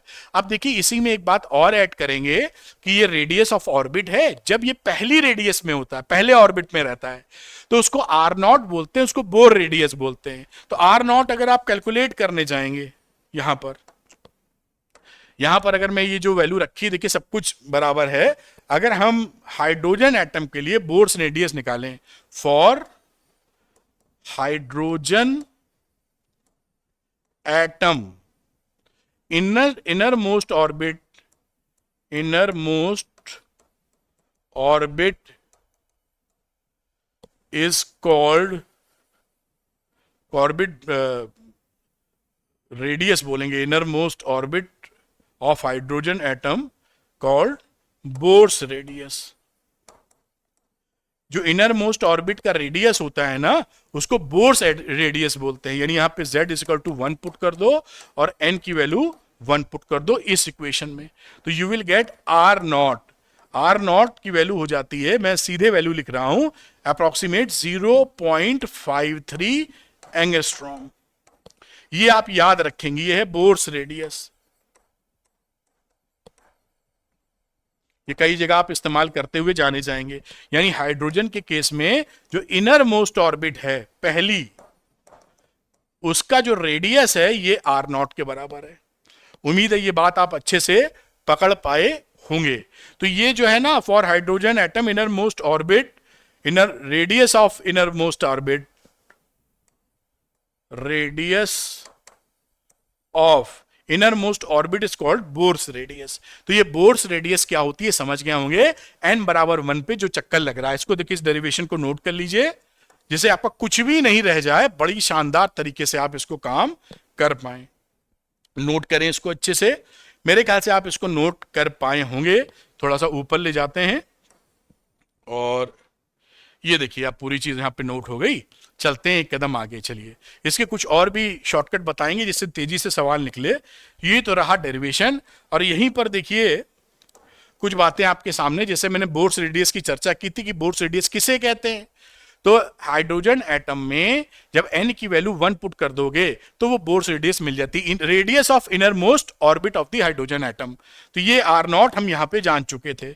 अब v की वैल्यू क्या होती है, जब बोर्स रेडियस में वेलोसिटी कितनी है, तो वेलोसिटी का एक जनरल रिलेशन ये होता है, देखिए आगे भी मैंने लिखा है, इसको ध्यान कर लीजिए। जो वेलोसिटी निकाली है ना, उसी का सिंप्लीफाइड वर्जन 1/137 c है speed of light in vacuum, n है कौन से ऑर्बिट है, nth ऑर्बिट। तो अगर यहां 1 की बात की जाए तो आप क्या पुट कर देंगे, n बराबर 1, तो ये वैल्यू हो जाएगी c/137। यानी बोर्स ऑर्बिट में, पहली ऑर्बिट में वेलोसिटी 1/37 टाइम्स है ऑफ स्पीड ऑफ लाइट के। बात पकड़ में आ रही होगी आपके। और ये nth का केस है। और किसी और रेडियस में निकालना हो तो ये रिलेशन चलता है बोर्स रेडियस से n²। इस रिलेशन को भी याद रखिए, अभी मैं 2-3 रिलेशन और आपके सामने लिखूंगा। तो खैर Rn is equal to n² into Bohr's radius, ये बात भी आप यहां पर समझ पाए होंगे। मैं हट रहा हूं जिससे आप नोट करने की प्रक्रिया में हो तो नोट कर सकें पॉज करके। अब यही बात आपको जो समझाई थी, electron energy in nth orbit, अभी हम लोगों ने एक फॉर्मूला निकाल लगता है, इसका सिंप्लीफाइड वर्जन निकाल रहे हैं कि अगर एक न्यूक्लियस है और nth ऑर्बिट में कोई इलेक्ट्रॉन चक्कर लगा रहा है nth ऑर्बिट में, तो इसके पास टोटल एनर्जी कितनी होगी। हमने फॉर्मूला निकाला था, लेकिन अब उसका सिंप्लीफाइड वर्जन निकाल रहे हैं। ये फॉर्मूला निकला था, देखिए हमारा पहले से हम जान रहे हैं। इसमें सारी वैल्यू फीड कर दी, क्योंकि अधिकतर चीजें इसमें क्या हैं, n को छोड़कर बाकी सब कांस्टेंट है, m, e, h वगैरह वगैरह। तो जब वैल्यू रखते हो तो इस फॉर्मूले को हमें याद कर लेना है। En is equal to -13.6 upon n square electron volt. ये इलेक्ट्रॉन वोल्ट में है, ये ध्यान रखना वरना गड़बड़ हो जाएगी। तो अगर ये पहले की बात कर रहे हो फर्स्ट ऑर्बिट, तो n की वैल्यू 1 पुट कर दोगे तो पहले ऑर्बिट में -13.6 इलेक्ट्रॉन वोल्ट हो गया। 2 पुट करोगे तो 2 का स्क्वायर यानी 4 से डिवाइड कर दोगे, वगैरह वगैरह। माइनस साइन क्या दिखा रहा है, ये मैंने यहां पर आपको दिखा रखा है। माइनस साइन का मतलब इलेक्ट्रॉन पर एनर्जी का डेफिसिट है। जैसा मैंने समझाया था, ये इलेक्ट्रॉन कर्जे में है एनर्जी के। अगर इतनी एनर्जी इसको दे दोगे तो इस एटम को छोड़कर चला जाएगा, यानी ये एटम आयनाइज हो जाएगा। कहां चला जाएगा? इन्फिनिटी पर, एनर्जी जीरो हो जाएगी उसकी। ठीक है, ये माइनस साइन क्या बता रहा है कि इलेक्ट्रॉन के पास इतनी एनर्जी की कमी है जिसकी वजह से चक्कर लगाया जा रहा है। खैर, ये आप समझ पाए हैं। एक जो चीज हमने बात की थी उसको फिर से आपके सामने लेके आए हैं। काइनेटिक एनर्जी ये फॉर्मूला याद रखो, पोटेंशियल एनर्जी फॉर्मूला याद रखो, टोटल एनर्जी फॉर्मूला याद रखो। ये रिलेशन ये हम डिस्कस कर चुके हैं। इसी को थोड़ा 2 से मल्टीप्लाई करके लिखा जाएगा तो ये लिखा जाएगा। This relation is very very important in sense of kinetic, total and potential energy. बहुत अच्छी बात है। अब आगे की बात करते हैं जो मैंने आपको बताई थी। यहां ये भी हम लोग निकाल चुके हैं, वेलोसिटी कितनी है nth ऑर्बिट में, रेडियस कितना है, और speed of electron v is equal to 1/37 into c/n आपको दिखा चुके थे। और टोटल एनर्जी एक लंबा चौड़ा फॉर्मूला, जिसका छोटा फॉर्मूला ऑलरेडी देख चुके हैं, ये हम लोग पढ़ चुके हैं। फिर से ये स्लाइड लाया हूं जैसे ध्यान आ जावे आपको। फिर देखिए En की वैल्यू ये काफी लंबी चौड़ी, छोटे में रेडियस के सेंस में -kZe²/2r है। अगर रेडियस ऑफ ऑर्बिट मालूम है, नहीं मालूम तो ऐसे रखना पड़ेगा। इसी रेडियस के सेंस में देखिए kinetic energy kZe²/2r, potential energy -kZe²/r। Potential energy इसकी डबल होती है काइनेटिक की, और काइनेटिक और टोटल एनर्जी में माइनस का रिश्ता होता है, तो टोटल एनर्जी इसी का माइनस लगा दिया, kZe²/2r। इस रेडियस अगर ऑर्बिट की पता है तो इसको करना आपके लिए आसान है। और यहां पे रिलेशन फिर लिखा हुआ जो आप पहचान पा रहे होंगे। अब एक कदम और आगे बढ़ाते हैं बेटा। यहां पर देखिए टोटल एनर्जी पता थी हमें। अब मान लीजिए एक ऑर्बिट से दूसरे ऑर्बिट में शिफ्ट कर रहे हैं। इसका डेरिवेशन हमारे कोर्स में नहीं है, केवल जानना जानना कोर्स में है। कहने का मतलब है कि कोई भी खिलाड़ी, मैं रेड कलर ले लूं शायद थोड़ा बेहतर दिखे। मान लीजिए ये n=1 देखिए, यहां पर ये n=1 है, ये n=2 है, ये n=3 है, ये n=4 है। ये मान लीजिए कोई यहां से चौथे से इलेक्ट्रॉन जंप करके 1 में आ जाता है। ये n=4 है और ये n=1 है।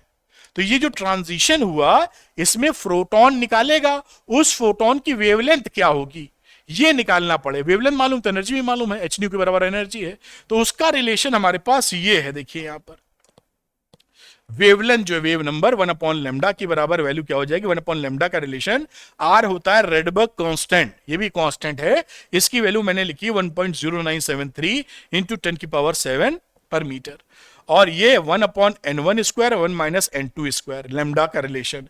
n1 n2 से आप कंफ्यूज हो सकते हैं, इसलिए मैंने n इनिशियल n फाइनल लिख दिया है। ये n इनिशियल मतलब कहां था इलेक्ट्रॉन, n फाइनल ये उल्टा है, थोड़ा n फाइनल पहले लिखा गया है और बाद में n इनिशियल, क्योंकि n इनिशियल वाले में एनर्जी ज्यादा होती है आपकी।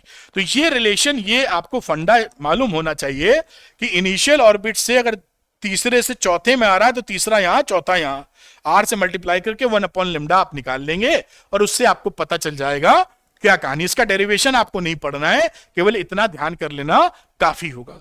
चलिए बात आप समझ गए कि कहानी किधर इशारा कर रही है। एक कदम और आगे बढ़ाते हैं। ये देखिए न्यूमेरिकल आ गया है। इस न्यूमेरिकल को करने के लिए कुछ मैं टिप्स आपको दे देता हूं जो आप नोट कर लीजिए अपनी डायरी में, जल्दी हो पाएंगे न्यूमेरिकल। तो मैं आपके लिए लिखता हूं, देखिए यहां पे पढ़ दूं पहले। Using the Bohr's model calculate the speed of electron in A hydrogen atom in the 1 2 3 levels. Also calculate the orbital period T भी निकालो इस लेवल्स पर। तो देखिए बोर्स मॉडल के अंदर, Bohr's model hydrogen atom, hydrogen atom, जो चीजें आपको ख्याल रखनी है वो मैं लिखता हूं। देखिए यहां, चलो इसको यहां लिखते हैं। Vn की वैल्यू क्या थी, 1/137 c/n। इस रिलेशन को देखते हुए अगर स्पीड का जिक्र किया जाए, तो स्पीड का रिलेशन क्या बन गया, v n is equal to v one upon n. V one क्या है, पहली ऑर्बिट में स्पीड, ये एन की वैल्यू 1 रख दोगे तो वी वन आ जाएगा। वी वन क्या है, पहली ऑर्बिट में स्पीड कितनी थी। दूसरी बात लिखते हैं टाइम पीरियड, यानी पहले का निकालने के बाद बहुत तेजी से आप निकाल पाएंगे। तो टाइम पीरियड के लिए टीएन का रिश्ता हो जाएगा एन क्यूब टी वन, पहली ऑर्बिट में जो टाइम पीरियड है, फिर आप तीसरी चौथी पांचवी छठी किसी में निकालें, n cube into t one कर दीजिएगा आप। नंबर 3 रेडियस, तो रेडियस के लिए हमने देखा था आर एन मतलब है n square into r one, ये समझ में तो आ रहा होगा आपको, n square into r one, ये बोर्स रेडियस यानी आर वन, आर वन का मतलब आर नॉट है। यहाँ आर वन अगर मालूम है तो किसी का भी रेडियस निकाल सकते हैं। हाइड्रोजन एटम के अंदर एनर्जी की बात करें तो एनर्जी को आप लिख सकते हैं ई एन बराबर -13.6 upon n square electron volt. तो ये चार चीजें आपके बड़े काम की हैं। मैंने कहा लगे हाथ इस सवाल के बेसिस पे ही आपको समझा दूं। अब ये सवाल करेंगे, इसको नोट जरूर कर लेना, बहुत काम आएगी, नहीं रह जाएगा मामला। पता नहीं आपको अंदाजा है कि नहीं, ये मुझे नहीं पता है। खैर आगे की चर्चा करते हैं। अब देखिए यहां पे बोल रहा है स्पीड ऑफ इलेक्ट्रॉन निकालने की बात इन ए हाइड्रोजन एटम। तो हम पहली पार्ट को लेते हैं और V1 निकालते हैं। तो V1 देखिए Vn बराबर कितना था, 137 C/n। तो V1 के लिए क्या हो जाएगा, 137 C अपॉन 1, यानी 3 इंटू 10 की पावर 8 C का वैल्यू होता है। इसको 137 से डिवाइड कर दिया जाए, डिवाइड करोगे तो इसकी वैल्यू क्या आ जाएगी, मैं डायरेक्ट लिख रहा हूं 2.18 इंटू 10 की पावर 6 मीटर पर सेकेंड। इसको डिवाइड करने के बाद आप ये वैल्यू निकाल पाएंगे। V1 अब पूछा है V2 बताओ, तो हम जानते हैं इसका रिलेशन इससे चलता है। तो V2 की वैल्यू क्या हो गई, V1 अपॉन n, मतलब V1 अपॉन 2 सेकेंड में निकाल रहे हैं। तो 2.18 इंटू 10 की पावर 6 अपॉन 2, ये वैल्यू कितनी है, 1.09 इंटू 10 की पावर 6 मीटर पर सेकेंड। ये किसकी है, V2। इसी तरह से V3 की बात करेंगे, V1 अपॉन n यानी V1 अपॉन 3, तो 2.18 इंटू 10 की पावर 6 अपॉन 3। देखिए ये कितना हमारे लिए आसान हो रहा है, 0.729 इंटू 10 की पावर 6 मीटर पर सेकेंड। इस रिलेशन से ये 1 2 3 का मामला हम लोगों ने निकाल लिया है। अब मैं बात करता हूं बी वाले पार्ट का, कलर को बदलना चाह रहा हूं, व्हाइट कर लेता हूं। अब बी वाले पार्ट में ऑर्बिटल पीरियड की बात की, तो ऑर्बिटल पहला T1 निकालेंगे। तो T1 के लिए क्या होगा, पूरा सर्किल में चक्कर लगा रहा है, तो 2 पाई R1 अपॉन V1, तो वैल्यू रख दीजिए 2 इंटू 3.14। रही R1 की बात, तो R1 हमारे पास में नहीं है, जो कि हम जानते हैं बोर्स रेडियस होती है R1। तो बोर्स रेडियस का मतलब 0.53 इंटू 10 की पावर, एमस्ट्रॉम में थी 10 की पावर -10 अपॉन V1। V1 निकाला है हम लोगों ने 2.18 इंटू 10 की पावर 6। ये क्या है, बोर्स रेडियस हमको मालूम होती है 0.53 एमस्ट्रॉम। तो इसकी वैल्यू हमने डायरेक्ट यहां पर रख दी है। उम्मीद है आप इस बात को आसानी से पकड़ पा रहे होंगे। अब T1 कैलकुलेट कर लो, तो T1 की वैल्यू आ जाएगी यहां से 1.52 इंटू 10 की पावर -16 सेकेंड। अब आप T2 निकालेंगे, तो आप जानते थे रिलेशन क्या होता था, n cube T1, n cube की जगह 2 क्यूब इंटू T1 यानी 8 इंटू 1.52 इंटू 10 की पावर -6। अब इसको आप मल्टीप्लाई कर दीजिए, 1.22 इंटू 10 की पावर -15 सेकेंड। अब अभी एक और वैल्यू बची है T3, तो अब आप T3 पे आ गए, तो n क्यूब T1 और ये बेटा रहा 3 का क्यूब इंटू T1, यानी ये हो गया 27 इंटू 1.52 इंटू 10 की पावर -16, ये वैल्यू कितनी आ जाएगी 4.10 इंटू 10 की पावर -15 सेकेंड। ये देखिए पूरा मैंने आपको न्यूमेरिकल सहित करा दिया, जो कि काफी इंपॉर्टेंट न्यूमेरिकल है मेरे हिसाब से। तो मैं आपको कुछ छोड़ना नहीं चाहता हूं, जिसे आप देखें तो बढ़िया कर पाए। ये आप इसको नोट कर लीजिए बेटा, मैं हट गया हूं, पॉज करें, पूरा नोट कर लें इसको, क्योंकि ये न्यूमेरिकल काफी इंपॉर्टेंट है। मेरे ख्याल से आप इसको नोट कर पाए होंगे, ऐसी उम्मीद है। थोड़ा सा नीचे है, थोड़ा ऊपर कर देता हूं, ये रहा मामला, इसको आप नोट कर पाए। चलिए आगे की चर्चा करते हैं, पॉज करके नोट कर पाए होंगे। अब आगे की बात चालू होती है स्पेक्ट्रल लाइंस की।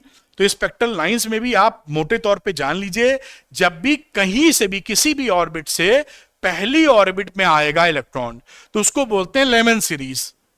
ये देखिए एन फाइनल 1 होना चाहिए, यहां पर 1 आएगा, N2 कुछ भी हो तो लेमन सीरीज आ जाती है। उसके बाद इसी तरीके से बामर सीरीज है, एन फाइनल 2 होना चाहिए, देखिए 2 है, बाकी N2 कुछ भी हो, N2 की वैल्यू 3 4 5 मतलब उससे बड़ी ही होगी, 2 3 4 ये 2 1 से बड़ी होगी। फिर इसके बाद पाश्चन सीरीज है, NF की वैल्यू 3 होनी चाहिए, तो यहां N2 की वैल्यू, N इनिशियल की वैल्यू 4 5 6, इससे बड़ी, 3 से बड़ी, जो ये वैल्यू है उससे बड़ी। ये अगर 2 है तो 3 4 5, 1 है तो 2 3 4। ब्रैकेट सीरीज 4 होनी चाहिए final. Fund series, P silent है, फंड सीरीज NF की वैल्यू 5 होनी चाहिए। इस तरीके से ये कुछ सीरीज हैं जो आप पकड़कर याद कर सकते हैं। न्यूमेरिकल लगाने में कुछ बातें ध्यान रखी जा सकती हैं, जैसे फॉर शॉर्टेस्ट वेवलेंथ, शॉर्टेस्ट ये लिख के आता, शॉर्टेस्ट वेवलेंथ निकालो, तो इसका मतलब क्या है, इनिशियल इंफिनिटी पर है कोई चीज और वो फाइनल कहीं पर आ रही है, तो सबसे ज्यादा मार्जिन ऑफ एनर्जी वही मिलेगा। तो ये देखिए हाईएस्ट एनर्जी के लिए Ni इनिशियल इंफिनिटी लेना है, और अगर हाईएस्ट एनर्जी शॉर्टेस्ट वेवलेंथ है या हाईएस्ट एनर्जी, और जैसे बामर सीरीज की बोल रहे हैं शॉर्टेस्ट वेवलेंथ, तो Ni हो गया इंफिनिटी, NF हो गया 2, क्योंकि बामर तो 2 पे बनेगा। तो शॉर्टेस्ट वेवलेंथ का मतलब होता है हाईएस्ट एनर्जी। बात एक है, हाईएस्ट एनर्जी बोले या शॉर्टेस्ट वेवलेंथ, और अगर शॉर्टेस्ट की जगह लॉन्गेस्ट बोलेंगे तो जस्ट उसके पास से 3 से 2 में आ जाए।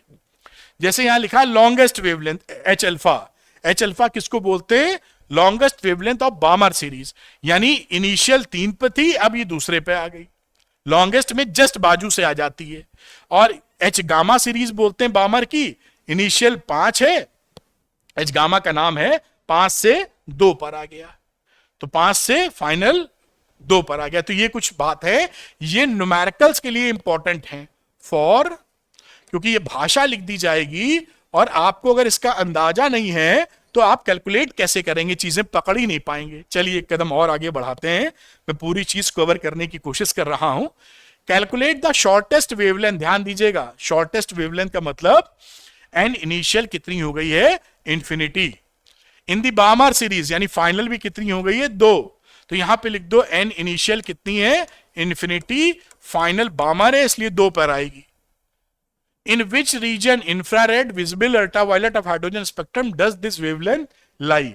हम जानते हैं फॉर्मूला होता है 1/λ रेडबर्ग कांस्टेंट 1/NF का स्क्वायर माइनस 1/Ni का स्क्वायर।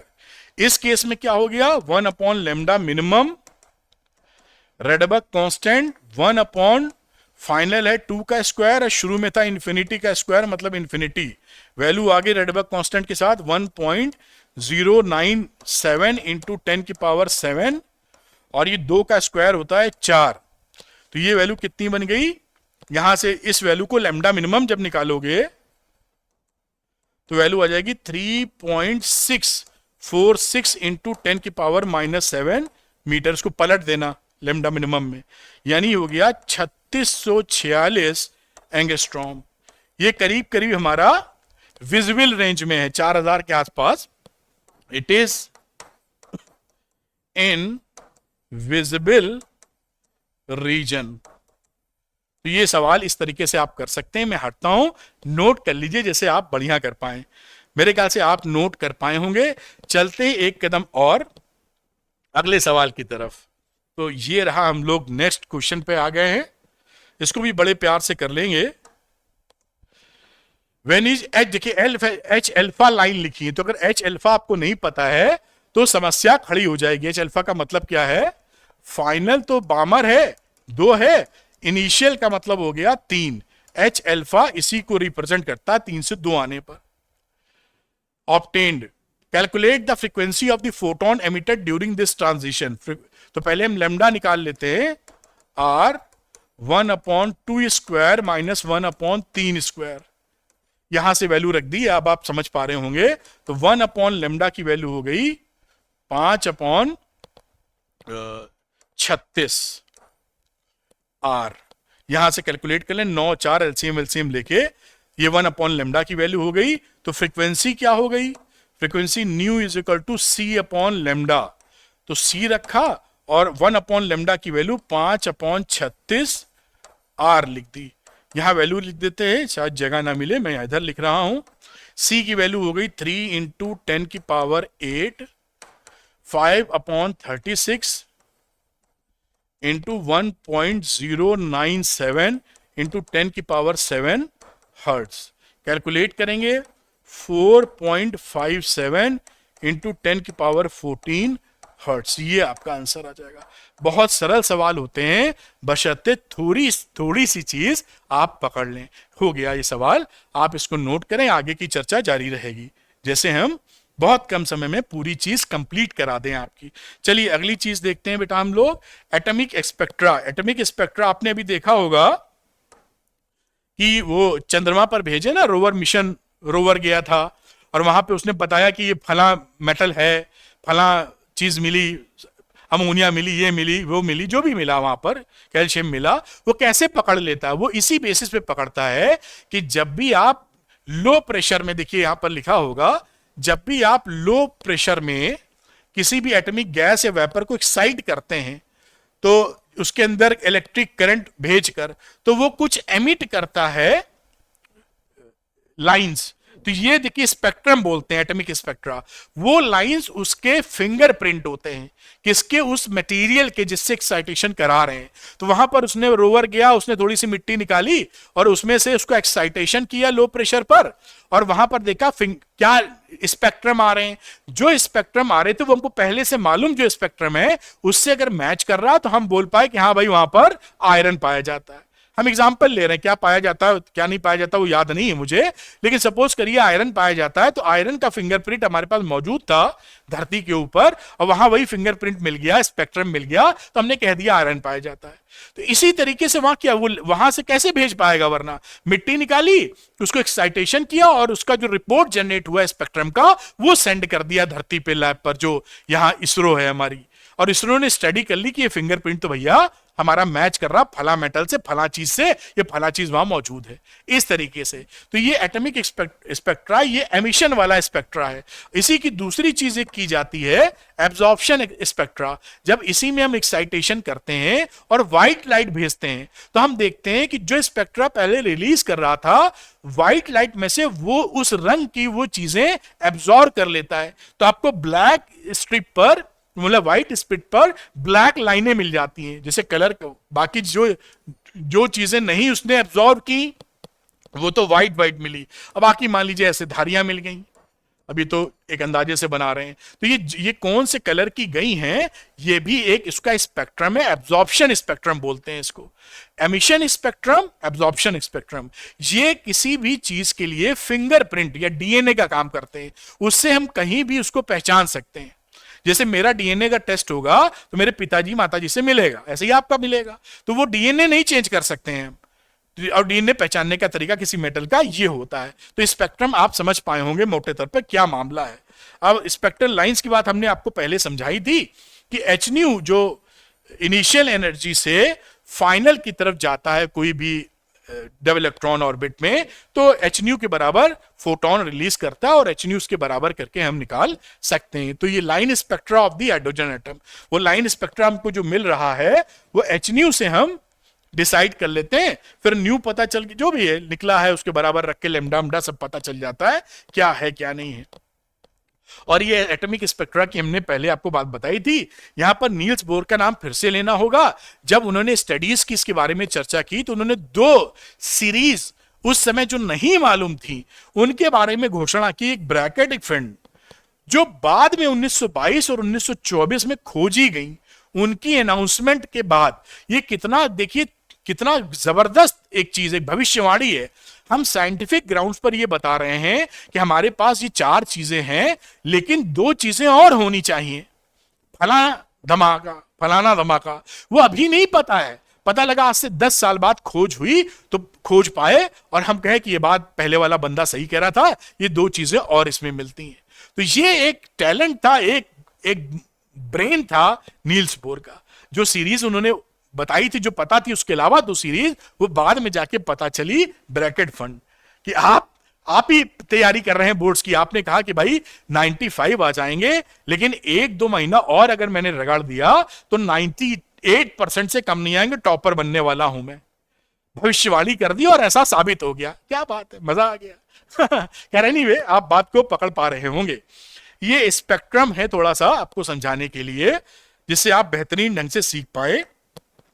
ये देखिए, जैसे कि ये n बराबर 1 की चर्चा है, ऐसे हम बगल में एक डायग्राम बनाया है। आप एक फॉर्मूला हम लोगों ने पढ़ा था, ये कितना दिख रहा है कलर मुझे नहीं मालूम, 13.6, कैमरा थोड़ा अलग किया है तो शायद दिख जाए।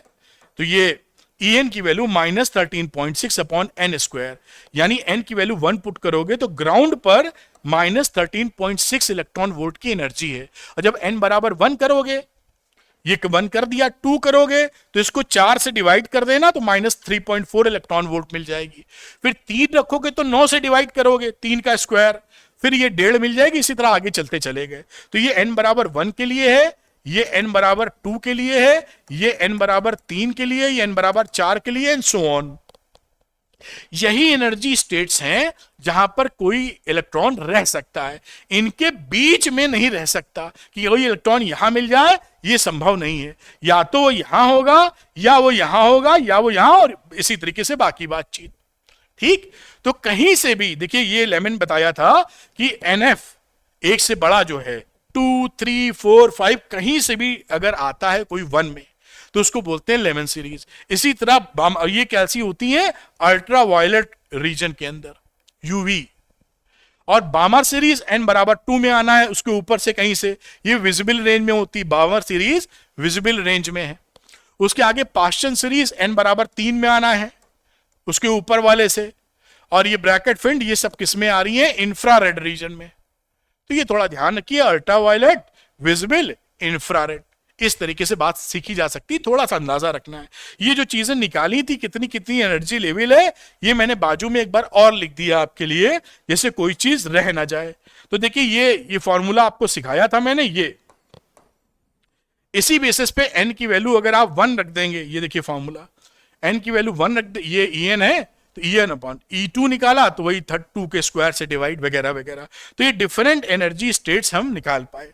यहां जो यही बात लिखी कि डेफिनेट एनर्जी स्टेट्स में रहता है, इसके बीच में n1 2 के बीच में कोई इलेक्ट्रॉन नहीं रह पाएगा। दूसरी इंपॉर्टेंट बात क्या है, जब हम बोलते हैं फर्स्ट एक्साइटेड स्टेज, तो इसका मतलब होता है n बराबर 2, एक्साइटेड ना।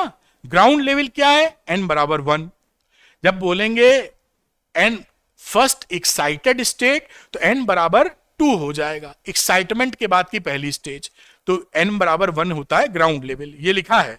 n बराबर 1 मींस ग्राउंड और नॉर्मल स्टेट, और n बराबर 2, 3, 4 एक्साइटेड स्टेट्स हैं। जैसे first excited state means n बराबर 2, सेकंड एक्साइटेड n बराबर 3। सवालों में लिख के आता है, जो न्यूमेरिकल करने में आपकी मदद करेगा, नहीं आप समझ ही नहीं पाओगे। उसने कहा सेकंड एक्साइटेड स्टेट है, तो सेकंड एक्साइटेड है मतलब n बराबर 3 लेना है। ठीक, आप समझ पाए मेरे ख्याल से। अब एक कहानी और आ जाती है, डिब्रॉय साहब आते हैं पिक्चर में, देखिए। तो डिब्रॉय साहब ने ये बताया, ये साबित किया कि जो नील्स बोर ने एंगुलर मोमेंटम के लिए NH/2π लिया था, वो NH/2π आया कहां से। इन्होंने कहा ये नील बोर साहब बिल्कुल ठीक कह रहे हैं, NH/2π की ये कहानी है। तो वो कहानी हम यहां पर देखेंगे, यही बात लिखी है इंट्रोडक्शन के तौर पे कि आया कहां से। तो इस बात को देखिए समझते हुए आगे अगर हम लोग बढ़ें, तो मैं यहां पर अगली स्लाइड में आपको समझाने की कोशिश करता हूं अपने हाथ से। उन्होंने ये बोला कि जो स्टेशनरी वेव्स होती हैं, स्टेशनरी वेव्स क्लास 11 में पढ़ी हैं, कितनी आपको याद हैं ये मुझे इसके बारे में कुछ नहीं कह सकता, लेकिन उम्मीद करता हूं कि आपको याद होगी। तो स्टेशनरी वेव्स की अगर हम लोग बात करें तो स्टेशनरी वेव्स में जब स्टेशनरी वेव्स का फॉर्मुलेशन होता है तो उसमें जो स्टैंडिंग वेव्स है स्टेशनरी वेव्स उसमें लैम्डा के मल्टीपल के फॉर्म में बनती हैं स्टेशनरी वेव्स, या हम बात कर रहे हैं स्टैंडिंग वेव्स की। थोड़ा सा याद दिला देना चाहिए मुझे। आप देखिए नोड लिए थे ना 11th क्लास में पढ़े थे, तो एक जाती है वेव एक लौटती है वेव। तो यहां पर नोड के बीच में ये इनके नोड के बीच में जो लैम्डा होता था लैम्डा बाई 2 दोनों मिला के हो गया लैम्डा। अगर यहां पर स्टेशनरी वेव्स बन रही हैं तो दूसरी कंडीशन थी दोनों किनारों पे बंधा है कि एक नोड बीच में आ जाए इस तरीके से। तो ये देखिए लैम्डा, ये इस समय 2 लैम्डा आ गया। तो उन्होंने कहा स्टेशनरी वेव्स में हमेशा जो वेव्स बनती वेवलेंथ होती है वो n लैम्डा के बराबर होती है। 1 लैम्डा, 2 लैम्डा, 3 लैम्डा, 4 लैम्डा। ठीक समझ में आ रही है ना? स्टैंडिंग वेव्स की बात कर रहे हैं, आखिरी चैप्टर जो आपने पढ़ा था। अब यहां पर उन्होंने कहा कि जो इलेक्ट्रॉन हमारे पास है उसके पास घूमने के लिए टोटल जो दूरी है वो इसका रेडियस ले ले r या rn लिख देते हैं। तो उसके पास डिस्टेंस कितना है 2 पाई rn। ये इसका सरकमफ्रेंस है जहां पर इलेक्ट्रॉन की जो वेव्स बनेंगी, डिब्रॉय जो बता रहे हैं, जो डिब्रॉय वेव्स बनेंगी वो 2 पाई rn में ही बनेंगी। तो 2 पाई rn क्योंकि ये फिक्स हो गया यहीं से यहीं तक बनना है, तो 2 पाई rn का इंटीग्रल मल्टीपल ऑफ लैम्डा के बराबर होना चाहिए, क्योंकि इसका जो बिहेवियर है ये स्टैंडिंग वेव्स की तरह ही है। बाकी इसके अलावा कोई वेवलेंथ आएगी तो रेजोनेट नहीं करेगी, वो खत्म हो जाएगी थोड़ी देर में। सर्वाइव कौन सी वेव करेंगी? जो इस तरह की वेव्स हैं, जैसा इसमें होता है स्टैंडिंग वेव्स के अंदर। अब देखिए, अब हम लोग चल रहे हैं NH/2 पाई कैसे आया। अब यहां पर देखिए जो लैम्डा की वैल्यू होती है, we know lambda is equal to h upon momentum. h लिखिए और इसको हम लोग mv लिख सकते हैं, vn कर दो, बल्कि वेलोसिटी इन nth ऑर्बिट। ठीक, अब यहां पर इस वाले फॉर्मूले से हम लैम्डा की जगह ये value h upon mvn put कर देते हैं। कलर बदलते हैं आपको समझाने के लिए। ये जो लैम्डा की वैल्यू है ये हम यहां डाल देते हैं। तो देखिए 2 pi rn is equal to n और लैम्डा की जगह आ गया h अपॉन mvn। मेरे ख्याल से बिल्कुल ठीक डाला हुआ है। अब मैं इसको एक साथ लेता हूं, यानी mvn rn, ये देखिए इसके साथ 2 पाई नीचे लिया है, nh अपॉन 2 पाई। और ये जो क्वांटिटी है इसको पहचानो, ये तो एंगुलर मोमेंटम ही होता है L। This is angular momentum, जिसे हम लोग L दिखाते, तो L की वैल्यू हो गई NH अपॉन 2 पाई। यहां से इन्होंने कहा कि जो नील्स बोर बता रहे हैं, ये आपसे पूछा भी जाता है आपके एग्जाम में कि ये डी ब्रॉय साहब कैसे जस्टिफाई करते हैं नील बोर की थ्योरी को। L equal to NH upon 2 pi. तो उन्होंने कहा वही ऑर्बिट उपलब्ध हो पाएंगे जहां पर H अपॉन 2 पाई का इंटीग्रल मल्टीपल हो एंगुलर मोमेंटम। तो एंगुलर मोमेंटम कैसे मिलेगा? H अपॉन 2 पाई NH अपॉन 2 पाई। और ये क्या है? This is a quantum condition. Colour को फिर से बदलेंगे। दिस इज दी क्वांटम, समझते हैं ना? क्वांटम का मतलब होता है कोई चीज कॉन्टिन्यूअस नहीं है, फिक्स्ड है, बट डिफरेंट वैल्यूज में है। जैसे कि मान लीजिए हम लोग रुपए आपस में देन लेन करें और 1 रुपए का मल्टीपल हो, तो 1 रुपए दे सकते हैं या 2 रुपए दे सकते हैं या 3, 1.5 रुपए नहीं दे सकते हैं। तो ये क्वांटाइज्ड कंडीशन हो जाती है, कॉन्टिन्यूअस नहीं कि भाई 1 2, जैसे कि आप बाजार में खरीदने जाए, मजाक कर रहे हैं, समोसा लेने जाएं तो किसी से कहो 1.5 समोसा दो, तो वो क्वांटाइज नहीं है। 1 लोगे या 2 लोगे या 3 लोगे, मतलब जो भी है, लेकिन वो एक स्लॉट्स हैं कि ये ले सकते हैं। आप कह दीजिए भैया 2.25 समोसा दो, तो समोसा 2.25 नहीं मिलेगा, क्वांटाइज कंडीशन है। आप समझ पाए होंगे जो बताने की मैं कोशिश कर रहा हूं, क्योंकि समोसा आपने ना खाया हो ऐसा संभव नहीं। हिंदुस्तान में जब तक समोसा है तो वो रहेगा ही रहेगा, हिंदुस्तान में समोसा हमेशा रहेगा। तो समझ पाए होंगे, 1 समोसा, 2 समोसा, 3 समोसा, 1.5 समोसा बाजार वाला नहीं देगा आपको। आप लेके तोड़ के बांट लें आपस में, बात अलग है। ठीक है, तो क्वांटाइज कंडीशन का मसला ये है कि स्लॉट में 1 2 3 4 या कुछ भी स्लॉट हो सकता है, एक का मतलब गिनती बता रहा हूं। खैर आप इसको मुझे आपको मौका देना चाहिए नोट करने के लिए, ये नोट कर लीजिए आप पॉज करके जो भी चीजें पकड़ पा रहे हैं, और यहां पर भी आपने ये बात नोट की होगी जो मैंने आपको बताई। मैं हटता हूं, खैर इसको आप नोट कर लीजिए। इसी बात को इन्होंने आगे बढ़ा दिया बेटा, और आपको बता दिया कि ये क्वांटाइज कंडीशन है, L is equal to NH upon 2 pi de Broglie ने। तो ये क्वांटाइज कंडीशन कहां से टपकी नील बोर थ्योरी में, ये भी इन्होंने एक्सप्लेन किया, और मजबूती और प्रदान हो गई नील बोर की जो मॉडल थे। लेकिन नील बोर की जो थ्योरी थी, ऐसा नहीं कि वो फाइनल थ्योरी है, उसमें भी कुछ कमियां हैं, लिमिटेशंस क्या है, जल्दी से देख लेते हैं। तो देखिए, this theory is applicable only to hydrogen like atoms, single electron atoms. ये केवल वैलिड हो पा रही है जिसमें एक इलेक्ट्रॉन हो, जिसमें एक से ज्यादा इलेक्ट्रॉन होते हैं ये थ्योरी फेल कर जाती है। It does not explain why only circular orbits. Niels Bohr ने सर्कुलर ऑर्बिट्स लिए थे, जबकि इलिप्टिकल ऑर्बिट लेने में क्या बुराई है, कोई बुराई नहीं, लेकिन क्यों नहीं लिए ये नहीं बताया गया है इसमें। And electron exhibit wave properties also. जब वेव प्रॉपर्टीज इलेक्ट्रॉन दिखाएगा, जैसे डिब्रॉय वेव्स की बात चल रही है अभी जो दिखाया आपको, तो फिर हम एग्जैक्ट पोजीशन कैसे पता कर सकते हैं इलेक्ट्रॉन की, can not be exactly defined as in Bohr's theory, है ना। सो ऑर्बिट्स, क्योंकि जब वेव होती, वेव तो फैली रहती है, तो एग्जैक्ट ऑर्बिट आप डिफाइन नहीं कर सकते कि इसी में चक्कर ये लगा रहा है, तो ये कंट्राडिक्शन सा निकल के आ रहा है। Bohr's theory does not tell anything about the relative intensities. जो स्पेक्ट्रल लाइंस मिल रही थी, किसी में चमक ज्यादा थी, किसी में चमक कम थी, तो चमक ज्यादा और चमक कम क्यों मिल रही है, इसके बारे में कोई सूचना नील बोर का मॉडल नहीं देता।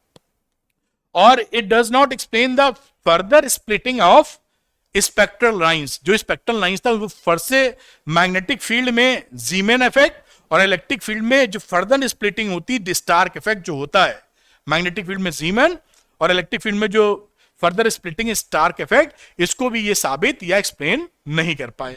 तो साहब ये लिमिटेशन रही बोर थ्योरी की बात। अब दो छोटी छोटी बातें और है, उसको भी फटाफट सीख लेते हैं। जैसे लिखा है एक्साइटेशन एंड आयनाइजेशन एनर्जी।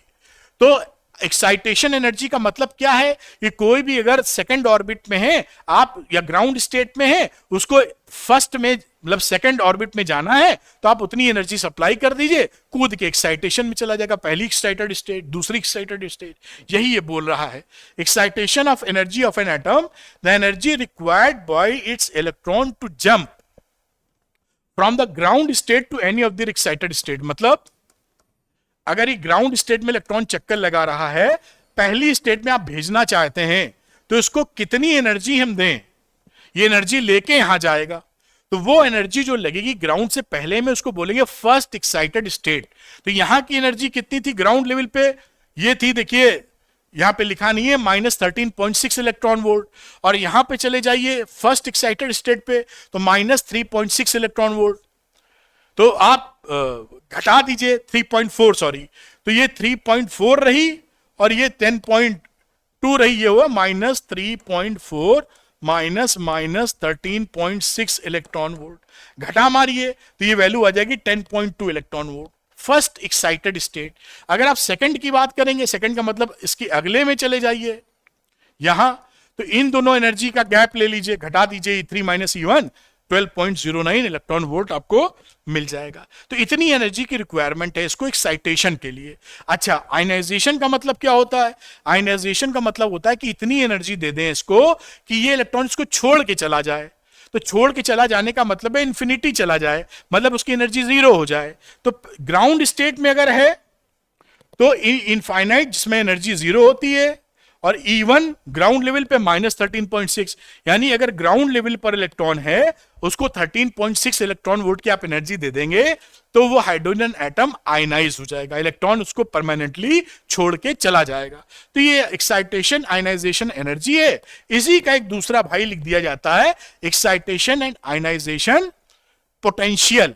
उसमें शब्द आ गया पोटेंशियल। देखिए, एनर्जी का ही एक प्राणी है। अब इसमें हम क्या करते हैं कि एक इलेक्ट्रॉन एक्सेलरेटिंग पोटेंशियल देते हैं एक इलेक्ट्रॉन को, कि भाई ये तेजी से बढ़े, इसके लिए क्या करते हैं, प्लस लगा देते हैं इसके सामने, तो प्लस खींचता है तो एक्सीलरेटिंग पोटेंशियल होता है, जाके ये एटम से लड़ जाता है। जब एटम से लड़ेगा तो एटम को एनर्जी मिलेगी और इलेक्ट्रॉन कम से ज्यादा एनर्जी स्टेट में चला जाएगा, तो हम इलेक्ट्रॉन की टक्कर मरवाते हैं। तो ये एक्सीलरेटिंग पोटेंशियल की यहां बात की जाती है कहानी वही। तो फर्स्ट एक्साइटेशन पोटेंशियल कितना है देखिए, ये 10.2 वोल्ट, यहां पर क्या था electron volt, electron volt unit होती है एनर्जी की, और यहां पर ये क्या है वोल्टेज, इतना एक्सीलरेटिंग पोटेंशियल चाहिए, तो ये फर्स्ट एक्साइटेशन में आ जाएगा। सेकंड एक्साइटेशन में E3 माइनस E1 12.09 वोल्ट। और आयनाइजेशन पोटेंशियल की बात की जाए तो आप जान रहे हैं कि 0 माइनस 13.6 यानी 13.6 वोल्ट, उधर इलेक्ट्रॉन वोल्ट था इधर वोल्ट था, इतने वोल्ट का एक्सीलरेटिंग पोटेंशियल लगाओगे इलेक्ट्रॉन टक्कर मारेगा एटम को, और एटम से दूसरा इलेक्ट्रॉन जो मौजूद था वो छोड़ के उसको चला जाएगा। इस तरह से पूरी बात, पूरा चैप्टर फिनिश हो जाता है न्यूमेरिकल डेरिवेशन सबके साथ। आप पॉज करके नोट कर लें। Thank you. आगे की बात करते हैं। तो उम्मीद है बेटा इसको आप नोट कर पाए होंगे। अगर आप ये चाहते हैं कि फिजिक्स आसान भाषा में समझ में आए, वीडियो देख के न्यूमेरिकल निकले, तो झट से अरविंद एकेडमी चैनल को सब्सक्राइब कर लीजिए फॉर टॉप क्वालिटी कंटेंट। और अगर इसका पीडीएफ आपको चाहिए तो अरविंद एकेडमी टेलीग्राम चैनल को ज्वाइन कर सकते हैं, जहां पर इसका पीडीएफ आपको मिल जाएगा। और मैं साथ में जो पीवाईक्यूज हैं या जो क्वेश्चन बैंक है उसका लिंक भी आपको अरविंद एकेडमी ऐप का मिल जाएगा, लेकर उसको ले सकते हैं और अपनी पढ़ाई करके 95% से ऊपर नंबर ला सकते हैं। प्रीवियस ईयर क्वेश्चंस तो आप लगाएंगे ही, क्वेश्चन बैंक आप लगाएंगे ही, तो अच्छा और इकोनॉमिकल क्वेश्चन बैंक और पीवाईक्यूज आपके लिए मौजूद है। Thank you very much, wish you all the best.